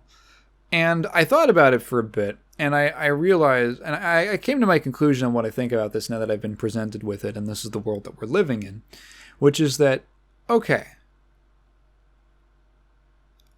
if you want to make a game, and you have like no money, you're like a one-person operation, you don't have art skills, or you're like a student, you're making like a student game project, and you want to pizzazz your thing up, you maybe need you don't have the money for buying assets or commissioning an artist, you don't have art skills yourself, and you want to make some, you want to dress up your game a little bit and make it look, like fill it out visually. I genuinely do not have a problem with using AI art. I look, if you just need to get something onto the screen and it doesn't matter and all that, and you're like, okay, the important thing is the gameplay and the systems and all that, and the visuals, I'm just going to use AI to get the visuals done because it's not important at this point in the project. And then you want to like put that out and be like, okay, eventually I want to hire on like actual artists. Hopefully this is, has some kind of money. If you plan on actually releasing it for money, I would hope that your plan was to, well, one, price it accordingly, because that is a significant amount of effort that you are offloading entirely to AI. And two, that you are using those funds to actually invest in eventually replacing all that shit with actual original good-looking hand-drawn assets. I'm okay with that. You know what? Fair play. You know, sometimes in my wildest dreams, I have ideas for games. And a big barrier legitimately is, oh god, you know, I need visuals, like, just to do things, right? And I am not a visual artist. I don't know Blender or any kind of 3D modeling program. I am not experienced enough in 2D artwork, at least not like digital artwork, which is what you're going to be doing probably for a game. That would be a big hurdle for me. So, like, you know what? Maybe I would do that just to get something onto the screen. I'd be open to that. I don't know if I would necessarily charge money for it, or I would at least charge it at a reduced price. But if just the point is like, okay, let's just get that shit out of the way, and you're really here because the important thing is the gameplay. I'm okay with that. I can totally, you know what? I can totally accept that. Unfortunately, the gameplay in Vamps-Imulator is bad. It is an extremely boring game. It is as the name would suggest, a vampire simulator. And what does a vampire simulator mean? Well, you have your little vampire hovel where you can upgrade your stats by items like equipment, weapons, and gear and stuff like that. Upgrade your abilities, all that kind of thing.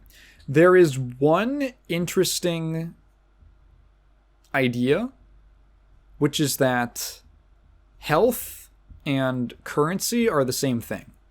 It's both blood. So blood is your health, and blood is also the currency you use to buy things and to upgrade stats, which I think is and your abilities and all that. Blood is used for everything, and I think that's kind of interesting to centralize all of the game systems around one currency. I don't know how well that shakes out in practice necessarily, but it's at least an interesting idea. I think it has some merit at least to explore. I'd be interested in seeing where that goes. The gameplay really is all preparing you for going out on the hunt, which is where you're going to make a profit in terms of blood. And what the hunt consists of is there's a map with a couple different areas. You click on the area you want to go, and then you just kind of wait an arbitrary amount of turns until the game decides you're going to encounter an enemy, and then you can either attack or flee.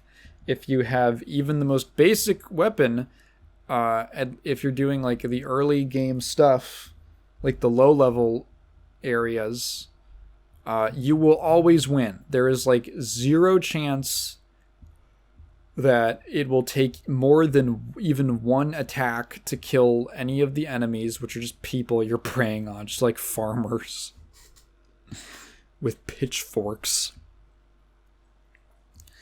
It is just waiting for the turns and then clicking attack, and it is exceedingly bland and uninteresting. Like, I was actually quite shocked at how little the game was throwing at me mechanically, because most games, it felt like a baby game, like the level of depth, like a baby game. Like most games with, I guess you'd call it turn-based combat, are at least willing to throw in like multiple party members or some unique skills right off the bat, because even the most basic of gamer can probably wrap their head around attack or retreat in 5 seconds, and then it ceases to become an interesting decision.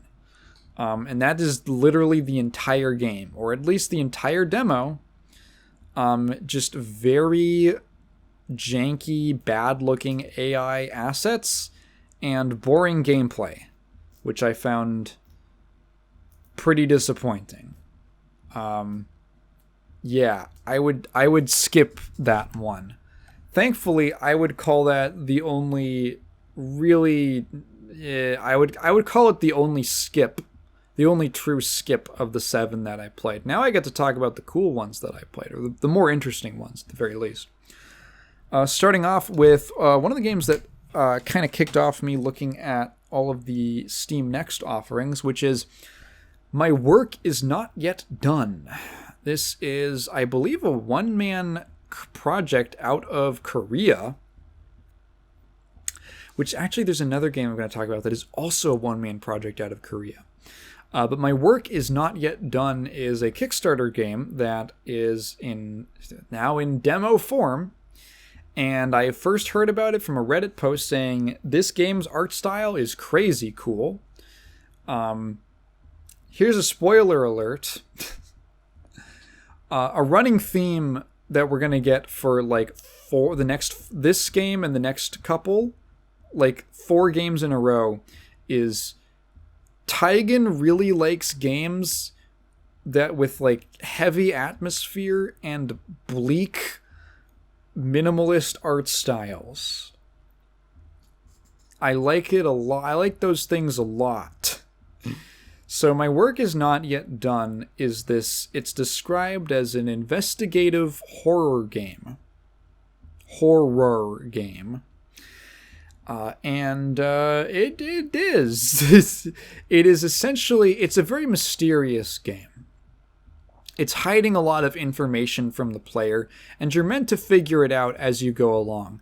The trailer for this game is insane. It was really good. I thought it was it very much sold me on the vibe and the atmosphere. It takes place in an unclear time, presumably the future, in an unclear location. It's in the middle of the woods. The main character... So the trailer shows... I don't know how much I really want to spoil. I guess I'll talk about it. Because the demo might go down soon. But the trailer shows a character. It has first of all, this game has an incredibly highly detailed black and white pixel art style. Very interesting game to look at, especially in still images. Gets a little. Well, I'll talk about that in a second. But very interesting visually. Kind of crunchy looking. And the trailers, but with these kind of analog and digital effects over it. Gotta finish this thought. Where you have a little bit of chromatic aberration, but only in say a corner of the screen. You've got certain areas. There's excuse me. At one point, you go into your kind of home base bunker. Or sorry, the big shed outpost, and the screen has these. They're almost scratches or hairs, that you would find dust, like visible dust on a very old physical camera lens. Sort of effects like this. When it starts raining, the screen gets kind of splattered with very, very realistic looking water, stuff like that. Very much you're meant to be immersed in a kind of mood. So the trailer, you see just this image. You see this kind of sporadic images, parts of this scene of a person on a cliffside taking their clothes off and then jumping off. And then when the demo opens, you are playing as a different character standing on that cliffside trying to figure out what the fuck happened. This person's clothes are there. Their ID card is there. The clothes have been folded neatly. And you're just kind of wondering what happened and why. And you come to learn that the main character... So you're in some kind of big wooded area. and the main character is part of this research group that has been sent there to presumably, you kind of gather, like, pick up on a signal. There's some kind of signal that they're looking out for that they haven't found. I believe when the game opens, it says, like, day 112, so they've been there for a little bit. They've been there for a while. Haven't found anything, and, in fact, all of the main characters' group members, their fellow team members, have all gone missing. She's the last one left. I believe her name is Avery. And the one who jumped off the cliff, Rebecca, was the only one besides her who was still left of the group. And so there's immediately a mystery set up. What happened? What's going on in this location? There are a lot of hints as to other characters losing their minds, maybe seeing things, hallucinations. So maybe some weird stuff is going on with reality. It's an extremely slow game. You walk around slowly, and okay, the only thing that happens in this demo is you're on a cliff, you go home, you take a shower, and you go to sleep. That's the only thing that happens in this demo. And I found it extremely engrossing. So where the investigative part of the game comes in is that by holding the right mouse button, you go into essentially like an observation mode.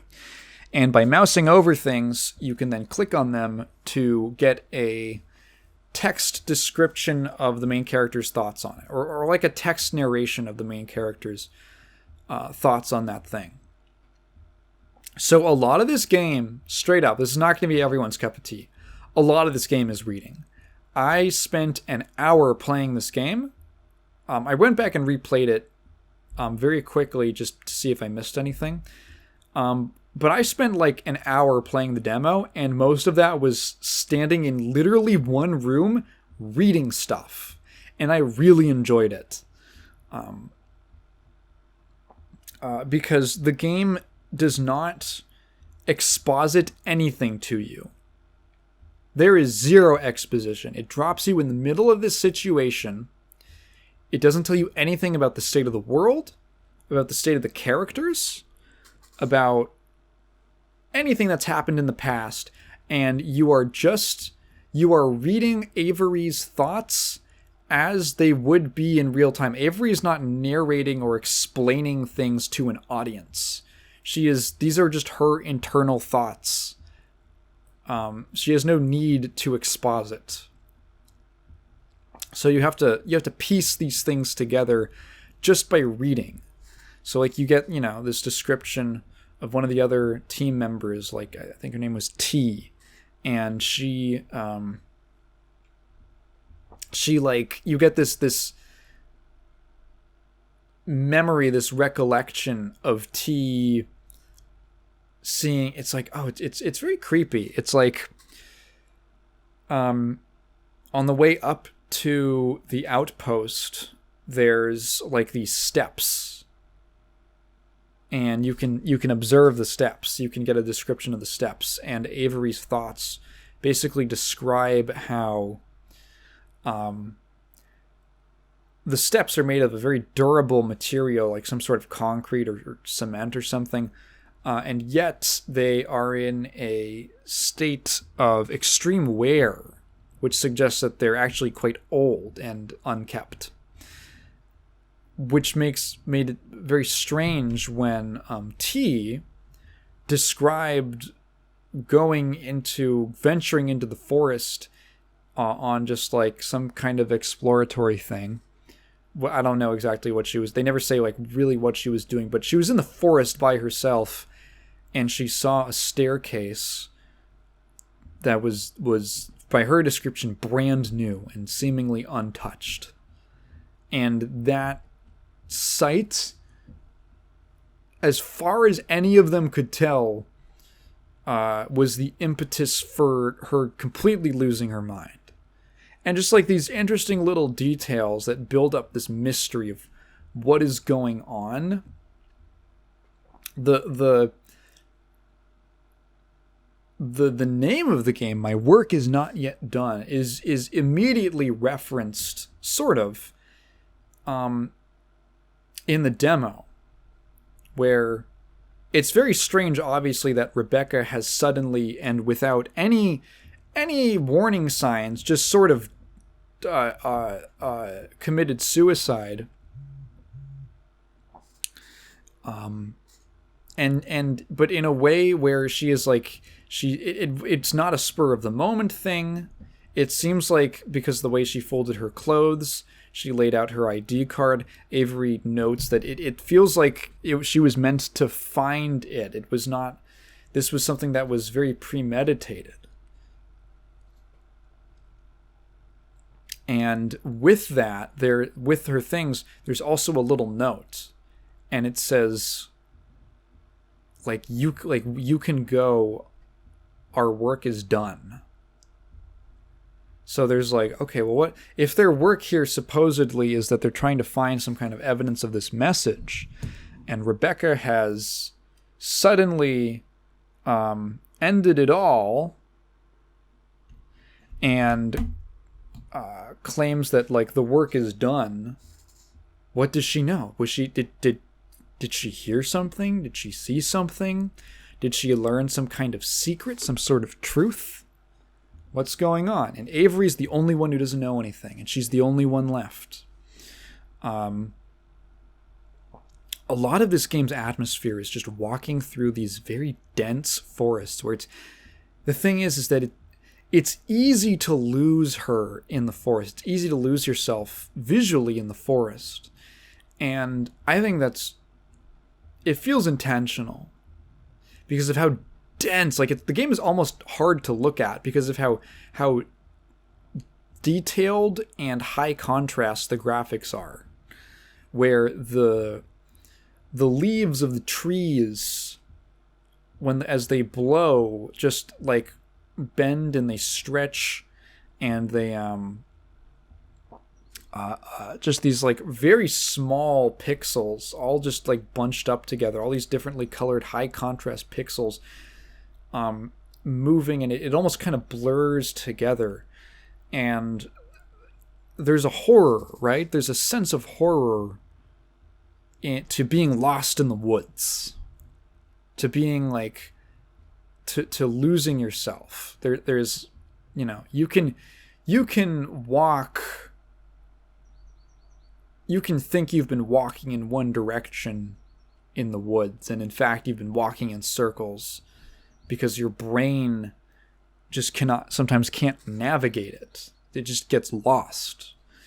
And like the oppressiveness, nothing bad happens in this demo. There's no real danger, but you walk in and you walk to a new screen, and the score, there's zero score in the game. It's all ambience. It's all ambient sounds of the woods.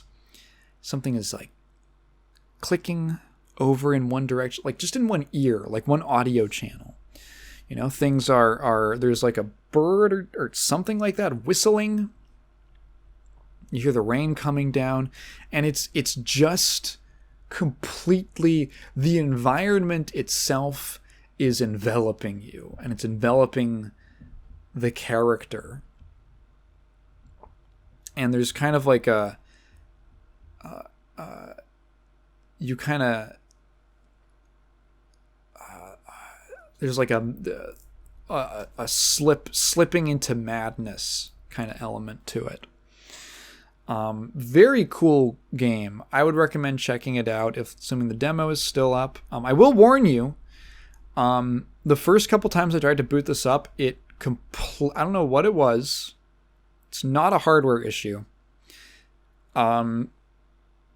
It just completely like crashed my video drivers, and at one point forced my computer to like completely reset. Like I hit launch, and it got to the title screen, and as soon as it hit the title screen, my computer, like, it froze and forcibly reset itself. No blue screen, but just like force reset, which was really bizarre. And I fixed it by, because this is like a demo, there's like no resources online for like a fix or anything. The fix that I got was I just uninstalled it and reinstalled it, which was easy because it's a very small demo. I mean, demos are usually pretty small. Yeah, so fair warning, that might happen if you start getting issues with the game crashing on startup, or fucking with your graphics drivers and crashing other programs and stuff like that. Uninstall, reinstall. Guess it worked. Might just be a me issue. But very cool demo. Has made me interested in the actual game now. Let's see, what was the next thing that I played? The next thing that I played was a little game called Wagon. So Wagon, I looked at it. I just on the art style, I downloaded it. This is an extremely, hey, guess what? This is the next one in bleak, high contrast, minimalist games. This game is in 3D, and it's pretty much just like everything is black except for the outlines of objects and things that are illuminated by light sources, like and light. And it's like monocolor. It's black and one other color. This is a super high contrast game, looks very cool. And it actually includes a bunch of options for different color palettes, as in, one color palette. I believe it says 1-bit graphics or whatever, or one bit color palettes, something like that. Very cool looking game visually. And once I got into it, okay. First thing you see, you're in a first person view. Various people in kind of like period American, like US Manifest Destiny era settler, like we're going out west clothing kind of thing. Sitting around a campfire, darkness, it's night. Almost like heavy, just blacks everywhere, one color, extremely bleak looking scene. And text appears and it says, hey, we're out of food, time to draw straws. Person who draws the shortest straw gets eaten. And your character is the wagon commander. You're the wagon leader. You're the group leader. So you don't draw a straw. You're the one holding the straws up. And there's 3 other people besides you. Like 2 men and a woman. And one of them comes up to you, and they come up to you one by one. You hold up 3 straws. You can see which one is the shortest, right? Guy comes up to you, the first guy, and he reaches out and he's hovering his hand over one of the straws, and you get an optional prompt that says, press F to secretly shorten the straw. And I was hooked. In 20 seconds, I was like, this is some crazy shit. To put me in this situation, immediately establish the tone,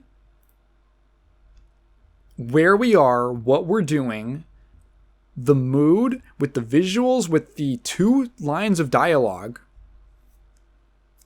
and then instantly giving me that choice, a really, like, extreme, intense choice like that. Which I don't think has... Might be wrong. I don't think it has a real gameplay implication, but you don't know that. That's a crazy thing to put the player in that position immediately right off the bat. Was like, okay, this is some cool shit. So what is Wagon? Wagon is a spiritual successor to the Oregon Trail, but instead of being an educational game, it is more of a brutal survivalist experience. You're in your wagon that night. Well, it always feels like it's night because everything's always black, right? And you go over to a Ouija board, and you essentially talk to a spirit that appears. It's like this little girl kind of doll thing. And it basically it basically is sort of like a little spirit on your shoulder, which just kind of observes you and the way that you manage your party and your actions. So you play the leader of this wagon party. You're trying to get to Oregon City. And you have a map. There's a map where you frequently come to forks in the road. Or you basically usually have like... You're going to go through about 5 stops. And you might have like a choice of like one or the other on the way. There's some spots that are like random events, you know? You lose a certain amount of resources and all that. If you look up this game, you're going to see if you see any gameplay, you're going to see cards. And that might make you groan and it might make you excited. And I'm going to either disappoint / embolden you in that this is not a deck building game. The game does involve moving cards around, but this is not a card game. The cards are just the visual interface that the game uses for you to do all of your stuff. So what does that mean? Essentially, you play the entire game looking down at the floor of the wagon and shuffling around these cards, which represent all of the resources at your disposal, including your party members. So here's the way that it works. Essentially, every card represents some kind of either resource or thing or person. And combining the cards in different stacks, like stacking the cards in different combinations, leads to different actions being done or things being crafted or built, right? So for instance, you have 2 party members at your disposal. You, the wagon leader, never do anything, right? But you are the first one to eat every night. You have 2 party members at your disposal, at least in the demo that I played. Like Sam and Ada, I think was the other one's name. And essentially, like, okay, so you gotta go, so you have a certain amount of resources, food or whatever. How do you get more resources? You gotta go and you gotta explore, you gotta look for them. So you take Sam's card, and then his Sam's Club card, and then you stack it with the wagon card and the oxen card. And that begins the process of just exploring randomly wherever. You can then and then he will come back once it's done. There's a little progress bar above that stack. And then he'll come back when it's done, and you'll get like literally a little booster pack of whatever he found, whatever resources, which will in that case be kind of randomly chosen. You can slightly influence what kind of resources you get with a slightly different combination of cards in the stack. So for instance, you take Sam and then combine him with the wagon and a fishing rod, and not the oxen, but the fishing rod, and he will go to a nearby lake, say. He'll go to a lake, and he'll come back, and he will be more likely to have brought back fish and stuff like that. You take, and you have a little guidebook next to you that you can look at any time. You can also, the game has a running active clock. and you can pause it at any time and make any decisions that you want to. The only thing that gets truly paused is the time and any ongoing processes. So you can always kind of stop to look what you're doing and see what your options are. This is a game of very intense resource management. So, like, for instance, you got to keep warm and you got to keep a steady supply of food coming. So, okay, how do you make food? There's a lot of ways to get food. One of them is, for instance, to grow it. So what you can do is you can take, what is it? You need, I'm trying to remember what the recipes are.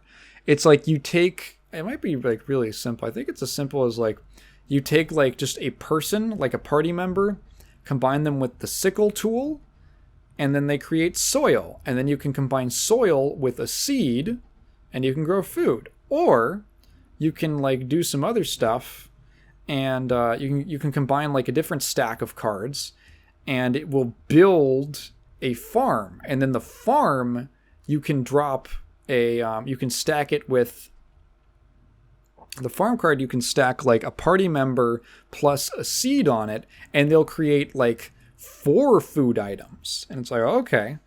You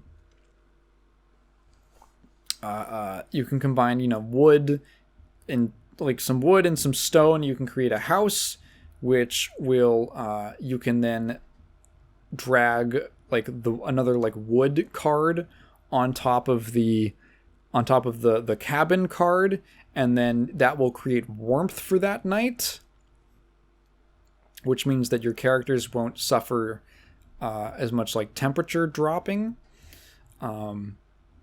because they can become starving, they can become frozen, they can die of either of those things. It's just a game of very intense resource management, because you can kind of, if you don't know what you're doing, you can very easily screw yourself over by overcommitting certain resources or undercommitting to certain actions. Like, I completely I had a really good run going where I had to survive 7 nights before I could move on to the next stop, which I have a feeling is going to be like a lot of the game is like survive for X amount of nights at this one stop, and then it's going to get progressively harder.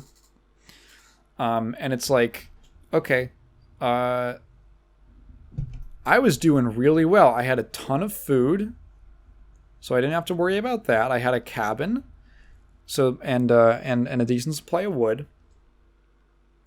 And then I kind of ran into a problem, because so at the end of every day or every night, as soon as it hits midnight on the clock, you basically come in and you take stock. That includes everyone eating. It includes the maybe changes to the weather. And it also is when the card limit comes into play. So there's a limit to how many cards you can have on the floor at any one time. You can lessen that by, like, there's cards like barrels or chests which can store other cards inside of them, that kind of thing. But if you're over the limit, if you're over your cap, you're forced to sacrifice some of them. And you sacrifice them at a reduced rate. Like, I think you get some stuff back. Like, you'll get food, maybe food or something. But it'll be less cards than you put in. So I was like, oh man, I've got a lot of wood. Let me like dump some of it into the sacrifice, because I'm over the cap. Well, I ended up running out of wood, which meant that I couldn't keep my peoples warm. But really, the bad thing was that I couldn't keep my ox warm, because I couldn't build a pen, which is for keeping animals warm, and therefore I could not give it heat. So it died. It died of the cold, and then I was just kind of like shit out of luck, because I was like, fuck, how do I get wood now? Because I don't have an oxen that I can send one of my party members on to get to go just like get random resources. So what I ended up doing was I had to figure out that, like, oh, okay, I can go to the farm. I still have some seeds, thankfully. And I can bet on growing hemp, like just one of the random drops you can get from it. And if you combine 2 hemp, you can make a rope. And rope can be used as a substitute for oxen to go to, like, specifically, like, what I think, like a crag or something like that, to get more resources. So I was like, okay, that's a way out. But you can make things very difficult on yourself. It's a very cool game, but definitely in the Oregon Trail spirit of being kind of brutal at times. But very cool. Really looking forward to this one. It's called Wagon. Next one that I played is called Omen Exitio Hunger. I believe this is I want to say an Italian game. They have a couple. This looks like the second game in. Yeah, this looks like the second game in like an Omen Exitio series that they've been making. First one was called Plague. This one is Hunger. I can only speak for this one. So Omen Exitio Hunger is kind of like a... I think the best way to describe it is just a narrative game. It is in many ways just a visual novel with a couple interactive elements and forks in the road. I was kind of sold on it a little more as it being like a little more point and click, but no, there's not too much in the way of gameplay. It's mostly just reading. Again, it's just reading. And again, has a fairly bleak black and white art style. So, what is Omen Exitio Hunger? It is a 1920s... It takes place in the 1920s in New York. The main character is a journalist who is investigating a case, a fairly uninteresting case of just like, that he admits it isn't that interesting. It's not the craziest story. There's a guy who's using this kind of house out in the boonies to resell busted up cars illegally. So he goes to investigate it. You know, he finds some evidence of some stuff happening. And then while he's nearby the house, which should be abandoned at the moment because the guy in question, the suspect, is like out of town, hears like a kind of weird sound from inside. So what I did was I went and you have the option to either walk into the house or peer through the window. I looked through the window because that was safer. And he looks inside and he sees a little boy on the ground naked in a pool of blood. And he's like, what the oh my god, that's like a little boy. It's like a little 7-year-old boy or something like that. 7-year-old looking boy. What the hell is going on? Oh my god. What the fuck? And then a turn I was not expecting. A like monster, a straight up monster, this big Wendigo looking thing with gaunt limbs and pure white skin and no eyes and this horrible distended mouth, walks into the room and eats the boy who is still alive. He just rips him up and eats him. And his massive jaws, his like weird tube mouth. Genuinely freaky, horrifying scene. Obviously the main character's like, holy shit, gets the fuck out of there. Drives back into the city in a panic. Has no idea what he's seen. And at this point it's like, okay, you can choose to go. Do you want to go to your editor at the newspaper, or do you want to go to your friend in New York who's a cop who feeds you information on stories? He's your secret contact. I chose to go to the cop, and we ended up heading back to the house not finding a monster, but finding a little bit of evidence. A lot of the game is just reading. It's just reading. So essentially, this freaky scenario that you're the only witness to, from the seams of it, from the looks of it, sets off in a new investigation into a child kidnapping. Because you get to the station, you see a wanted poster for a missing kid, and the main character's heart just drops, and he's like, "Oh my god, there's no way that it's the same kid, right?" So investigate, and there's a little bit of background, a little exposition heavy at the very start of the game with like, oh, the main character had a kid who died, and stuff like that, very young, so he feels like a personal attachment to this case and all that. So, but it's like, okay, I was genuinely pretty intrigued by what was going on in the plot, because it starts out as this period 1920s piece, and then you get this veer into some freaky Lovecraftian type horror with just things that you cannot explain, that sends you into a unimaginable fear.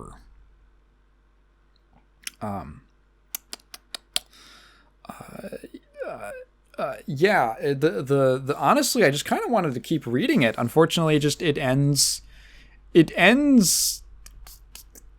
and I wanted it to keep going. Yeah, I don't know. That's it. It could be. I can see it being a little fatiguing because of just how much reading isn't. Excuse me, just how much reading is involved, and not a ton of gameplay. But I mean, I enjoyed the writing. I thought it was pretty engaging. One of the things the game does really well is the sound design. The sounds in this game are fantastic, because it's not just like regular kind of visual novel fare where you've got text and then a character slides into a character portrait slides into view, and then there's like just whatever background music is going on for the scene. No, there is really no score that I heard in my time playing the demo. There are just extremely atmospheric soundscapes going on. You know, like you hear a lot of background noise.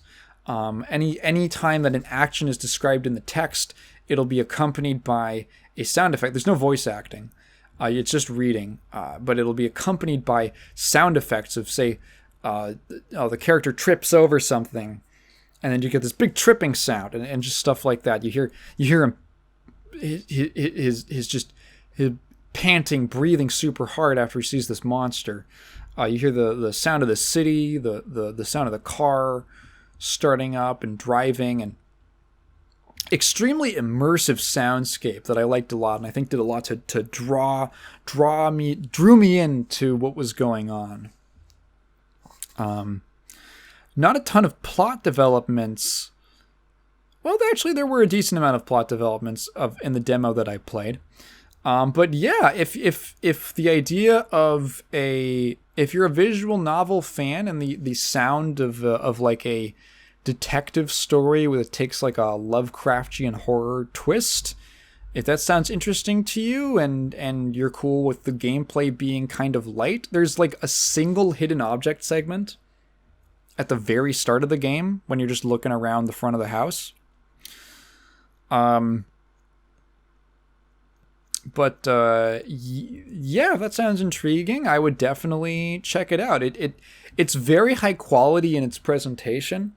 Pretty much every scene is accompanied by some kind of background or a very nice piece of artwork in a kind of black and white sort of brushstroke style, and it was enjoyable. It definitely pulled me in as more of a narrative experience, and that's fair. I'm usually like, you know,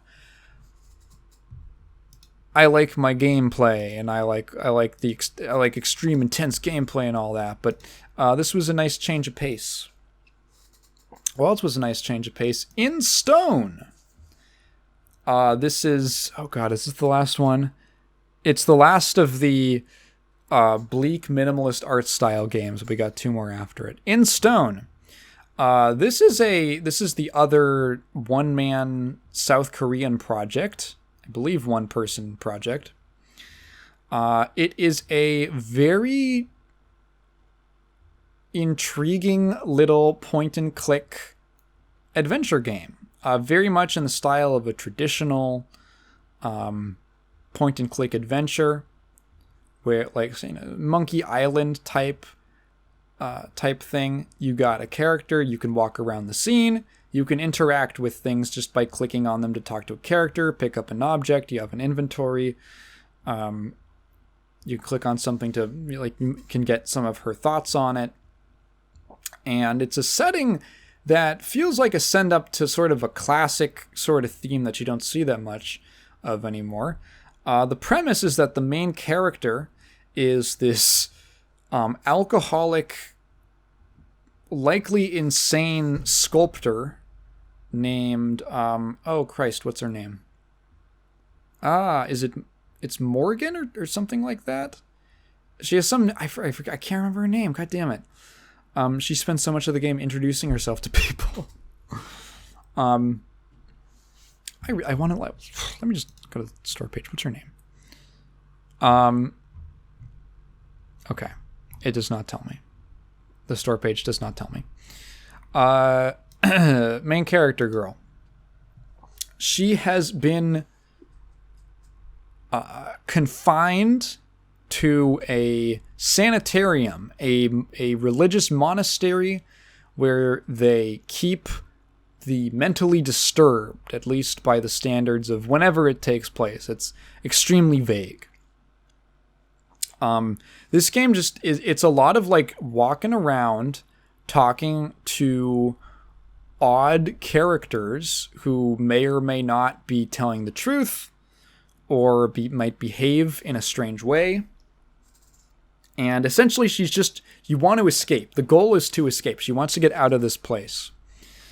It's this monastery that is completely encircled by a gigantic wall, and that is guarded. And so you're trying to get out, and you do this by talking to characters, advancing the plot, solving little item puzzles of, like, let me pick this up, use this on this other thing. And at least of what I played, which is about an hour, I really enjoyed it. It has a very striking black and white art style. The artwork looks like pencil sketches. It looks like pencil drawing with that kind of texture to it, almost like a charcoal pencil in a lot of ways, in a lot of areas too.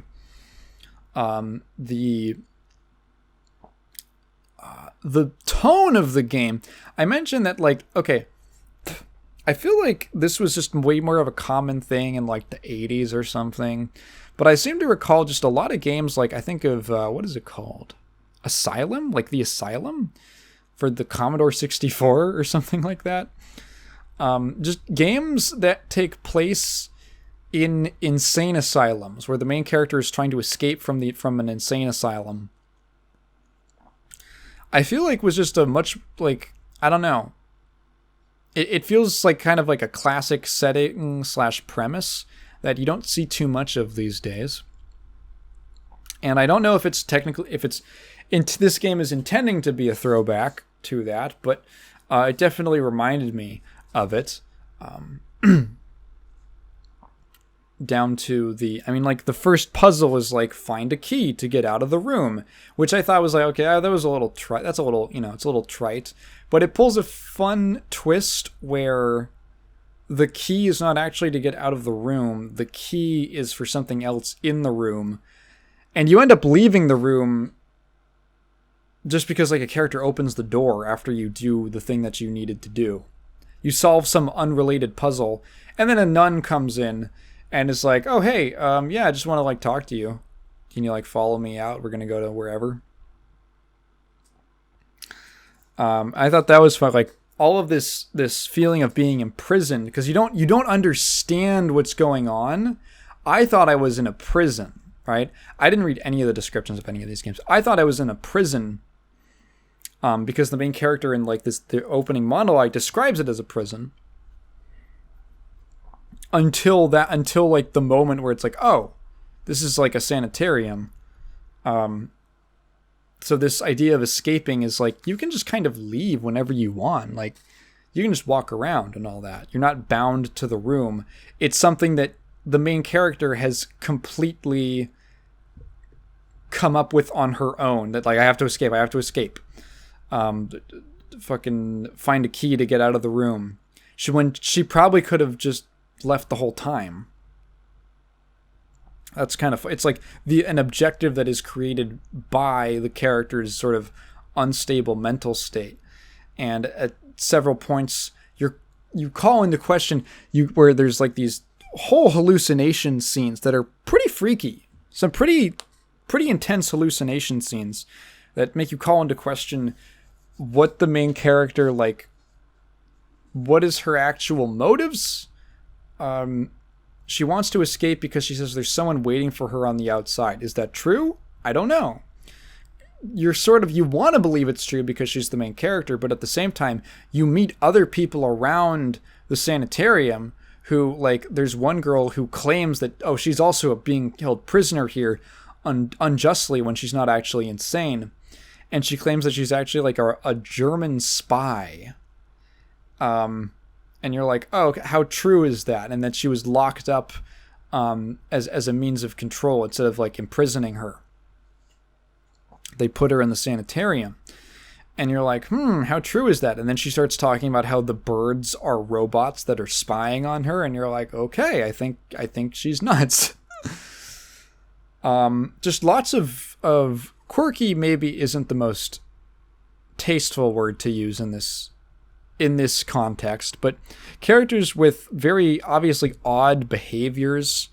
There's a girl who's always scribbling pentagrams on the ground. There's a girl who wears this like kind of odd bird's head like helmet, or it's like a hat with like a bird's beak, but it like points upwards. It's very, very strange. There's like a boy in the courtyard who believes he has telekinetic powers because he's like close to the universe or something. And all these characters, all these odd characters. One thing that I think is unintentional but helps the game in a very kind of funny way is that because this game is by a Korean developer, it is in English, but... So the translation for the most part is pretty solid, but there's like a weird little wiggle room where the English like isn't quite right. Like you can tell it seems like it's translated by the guy. Like it seems like he's bilingual and he's translating the original Korean into English, and things are just like a little off every now and again. There's things like I remember the characters refer to the protagonist, like she's a girl, she's a woman, but they refer to her as like male one time, and it feels like he just messed the pronouns up. Like he just messed up how the pronouns worked. But it lends this feeling to the game where like sometimes characters, you'll ask them a question and they'll respond in a way that almost doesn't make sense for the question that you asked. And it feels like the characters are actually just weird. It feels like they're just insane or disturbed or they have delusions. And it like oddly enhances the tone of the game or the mood. That like you're in a place with a bunch of odd people. Odd, mentally disturbed people who are also kind of endearing in their own way, somewhat. There's like some puzzles that are not too difficult, at least not in the demo. You're able to figure it out pretty easily with like, okay, what have I not tried? What have I not tried yet? Oh, I forgot there's an item over here that was set up a little bit ago. Oh, let me take that to this other character. Okay, that was what I needed to do.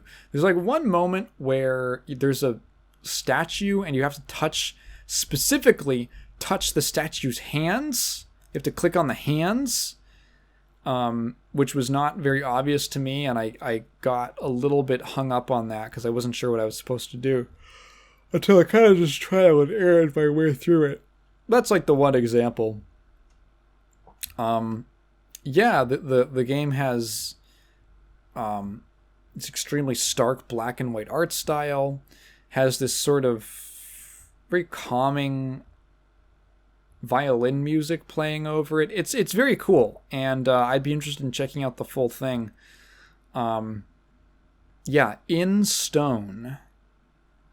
I would definitely recommend it. We are finally done with the bleak black and white minimalist art style games, and now we're going to talk about something completely different. Estate Agent Simulator. This game's fucking weird. So Estate Agent Simulator is kind of what it sounds like. It's a game where you roleplay as a real estate agent, and there's just a lot of weird stuff in it. I don't know how to... It's really difficult to, like, pin down a single thing. So you start out, and all of the character models for the main character are, like, AI generated? I don't know how they did it, but it's, like, some of the textures are just straight up AI generated, obviously. So you click on one, and then you have to... And then it's the next thing you get is select your wife, which is a crazy prompt to give me. So I select a wife, and then you're in this extremely asset flip looking house where you like get a bunch of money, and you can go... You open up the map, and there's like 3 big neighborhoods that you can go try to buy houses in to sell off or to rent out. There's also a casino, a gun store, and a quote-unquote horse store. The game is just kind of unrelentingly weird in a lot of ways. So, like, the main protagonist and the wife character models have AI-generated textures, but, like, the NPCs seemingly don't. They seem like they're handmade. I could be wrong, but that's what they've looked like, which is really weird. So you go try to, like, find a house that's within your price range of the money that you have on hand. And then you buy it. All the dialogue is really weird. It's always like, get out of here. Okay, I can't even describe it. And like, there's a moment where there's like a dog just sitting out on the lawn, and you go up to the dog, and it says, petting is not allowed. You cannot pet the dog in the demo, which is fucking bullshit. Oh man, my brain's frying. It's frying, and it's hard to talk about a game as dumb as this is. It's just like really strange. The way everything's laid out, like the layout of the map is kind of weird. Like, you just kind of walk down the street, and there's your office right next to your house. You can go to your computer and change the wallpaper to an AI-generated anime girl. You go like find someone who's trying to sell a house, you buy it, and then you got to go in and fix her up. So like you clean up litter, you gain skill points and money for cleaning up litter. You use a sponge to like wipe the stains off, and you watch the house's property value go up in real time. And then like there's a place there's an auction happening. And you go over to it, and it's like, it's Storage Wars. It's literally called Storage Wars, which I'm pretty sure is the TV show that's copyrighted. But it's Storage Wars. It's where a bunch of people bet in an auction on storage lockers. And I won one of the auctions. And this is how you, like, potentially get like a bunch of random furniture for cheap. So, like, you open it up. You open this shipping container up. And then you drive your car over, and there's a bunch of like furniture in there, and you pick up the furniture and you put it in the trunk of your car, and the car, you drive it over to the house, and the car has like 5 different camera modes, only one of which is actually useful, and all the other ones are just cinematic auto cameras. Like there's one that's pressed up right against the wheel, like a shot from Fast and Furious. There's one that's like, it's always like super low to the ground and at an angle like you're watching a race or something. It's really weird. Then you go over, you spruce up the house by like just dropping some furniture in willy-nilly, and then you sell it off, and then the demo is done, and it's like, okay, that was weird. Was it good? Probably not. It's a great game. This is like a game you'd watch like Vinny Vinesauce play. This is a game you'd watch Germa play on stream. And it's just a kind of unrelentingly odd sort of game. I have to say, once I was done with the demo, I kind of wanted more. Like, I wanted to sell more houses. The idea of it sounds silly, like real estate agent simulator, but honestly, that could be a fun concept. Yeah, it's so weird. Like, you have a relation. There's so many fucking weird systems that the game mentions that are not in the demo. Like, like when you spawn, I guess this is in the demo, but like when you spawn, you have like a donut and a bag of chips and a soda in your inventory, and there's like a hunger system for some reason. And there's also like a relationship percentage, like how good your relationship is with your wife. And it starts at 3%, and apparently it can go up by doing things like watching romantic movies together on television. And you can go, at the end of the day, you can go ask your wife if she wants to have sex, and she says that she doesn't want to because she's stressed out. And you're like, okay. And then you go to bed, and then she doesn't go to bed, and she just kind of stands there watching you sleep the entire night. And then you get up, and like there's a gun mounted on the wall that's flashing, like you can pick it up, but you can't pick it up. I don't know I guess that's what the gun store is for. There's so much just odd, weird stuff in the game, but I find myself strangely compelled to play more of it. Yeah, estate agent simulator. Very weird. And then finally, I think the shortest demo, which I was not expecting, a little game called Midline 85. So the premise of this game is a little bit heavy. The idea is that the main character is this woman named Ellen or Elena, I think Elena. It's a Russian woman who I believe went to like the United States for school, and now is moving back to her hometown of Midline. This is a Russian game. All of the dialogue is voiced, and it's all in Russian with English subtitles. Those are the only 2 languages that it has.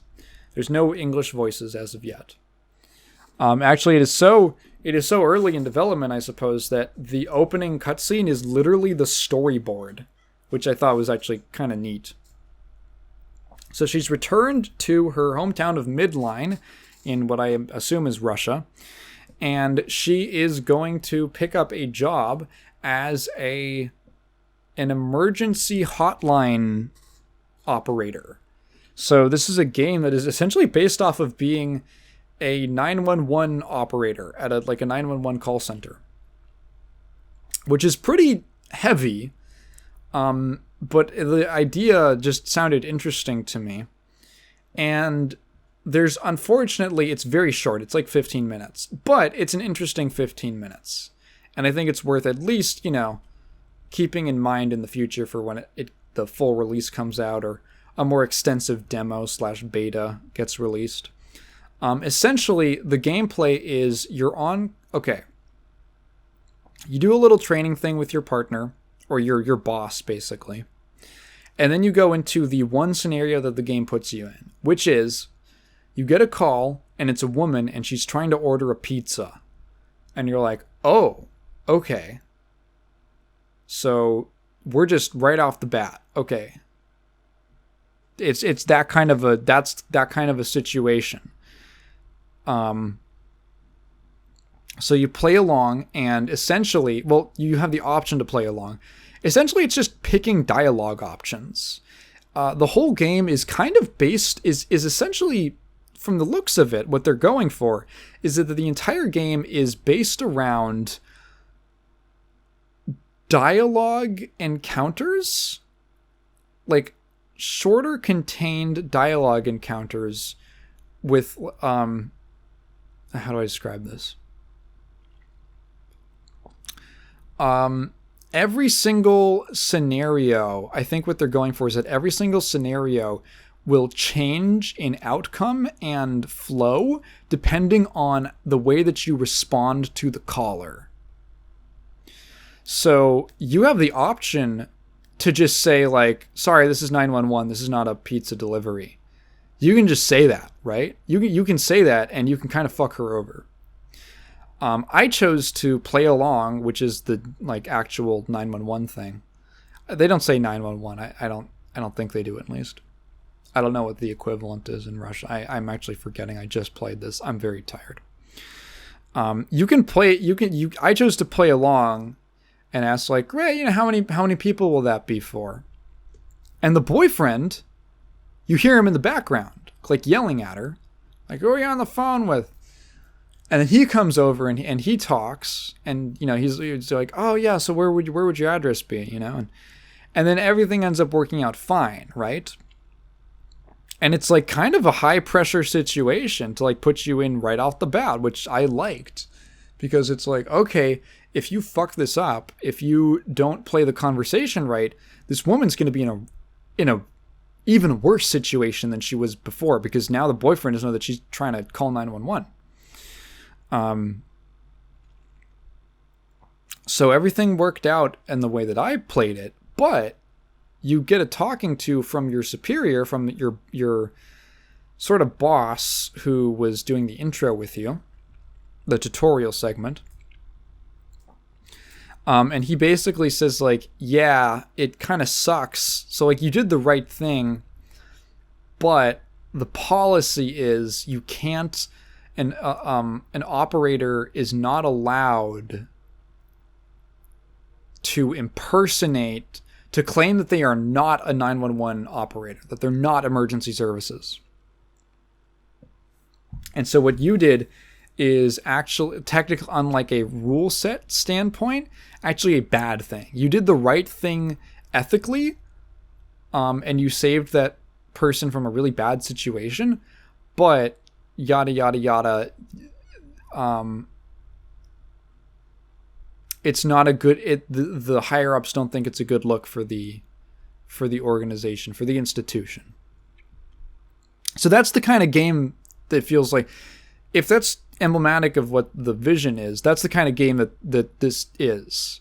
I would even maybe liken it towards like something like Papers, Please, where it's putting you in these sort of interesting ethical dilemmas where there's also like an element of skill and trying to figure out, like, okay, well, what's the right thing to do? The whole game is about asking the right questions, and they make that very clear in the tutorial. So like the tutorial, your boss basically gives you like, here's like an exercise, and he's gonna pretend to be someone calling the number, saying they just got attacked, they're bleeding and they need assistance. And you ask, like, okay, you got a couple options. Excuse me. You get like two options. You can ask for his location, his address, or ask about the attack. The correct thing is to ask about where his location is. You don't have to know about the attack. You just have to know he has an emergency. Where are you? Well, he doesn't know where he is. He's in a phone booth in a part of town he doesn't quite recognize. So then you can ask, like, okay, can you describe to me your surroundings, or do you want to describe to me the people who are around you? Obviously, the more useful question in this case is describe your surroundings. He describes a couple things, like a neon sign that he can't quite make out at the moment. and like a store or something like that. So you have the option to ask about either of those things, or you can ask him what what would you call it? What is the like identification number on the phone booth? What phone booth is it? I initially asked him like, okay, what does the sign say? Can you read the sign? He mentions the sign. Well, it turns out yeah, it is a useful piece of information, and it does let you know that, oh, he was around here, so he does end up getting the proper assistance. They end up finding him, and he ends up safe. But it turned out to be a large chain of restaurants, and there's like a dozen or so in the city. So it took longer than it might have needed to, which means he might have suffered worse injuries or something just from waiting while he was bleeding. The correct thing, I redid the tutorial. The correct question to ask was about the identification number on the booth, and that finds him very quickly because they know exactly where he is. I didn't even know that. The game takes place in 1985, which is why it's called Midline 85. Looks really cool, very promising. Definitely something to keep an eye out for. And I think that's like a concept. That's a concept that I think has a lot of really interesting decisions to go. Interesting directions to go in. And I think that it is fairly ballsy right out the gate, hitting you with like a domestic abuse scenario where you have to act on your feet. You have to think and act on your feet, potentially at the detriment of your own job. Cool. Those are cool decisions to make. I like that. Yeah, unfortunately, you don't get to play everything on Steam Next. But of what I played, I hope these sounded interesting to you guys. I am very tired and my throat hurts. It's very sore. Well, not sore. I'm run through right now. You can probably hear it. So I'm going to call it a day there. If any of these interested you, I would totally recommend checking them out. A lot of really cool, great games that I checked out. I would recommend a lot of them. If you've been listening this far, thank you for listening to me ramble on. If you have a question, feel free to ask it in the comments below, but please phrase it in the form of a question because I'm not just going to read your thoughts out loud. Go check out the most recent video. Fuck Patreon, I guess. Whatever. Goodbye.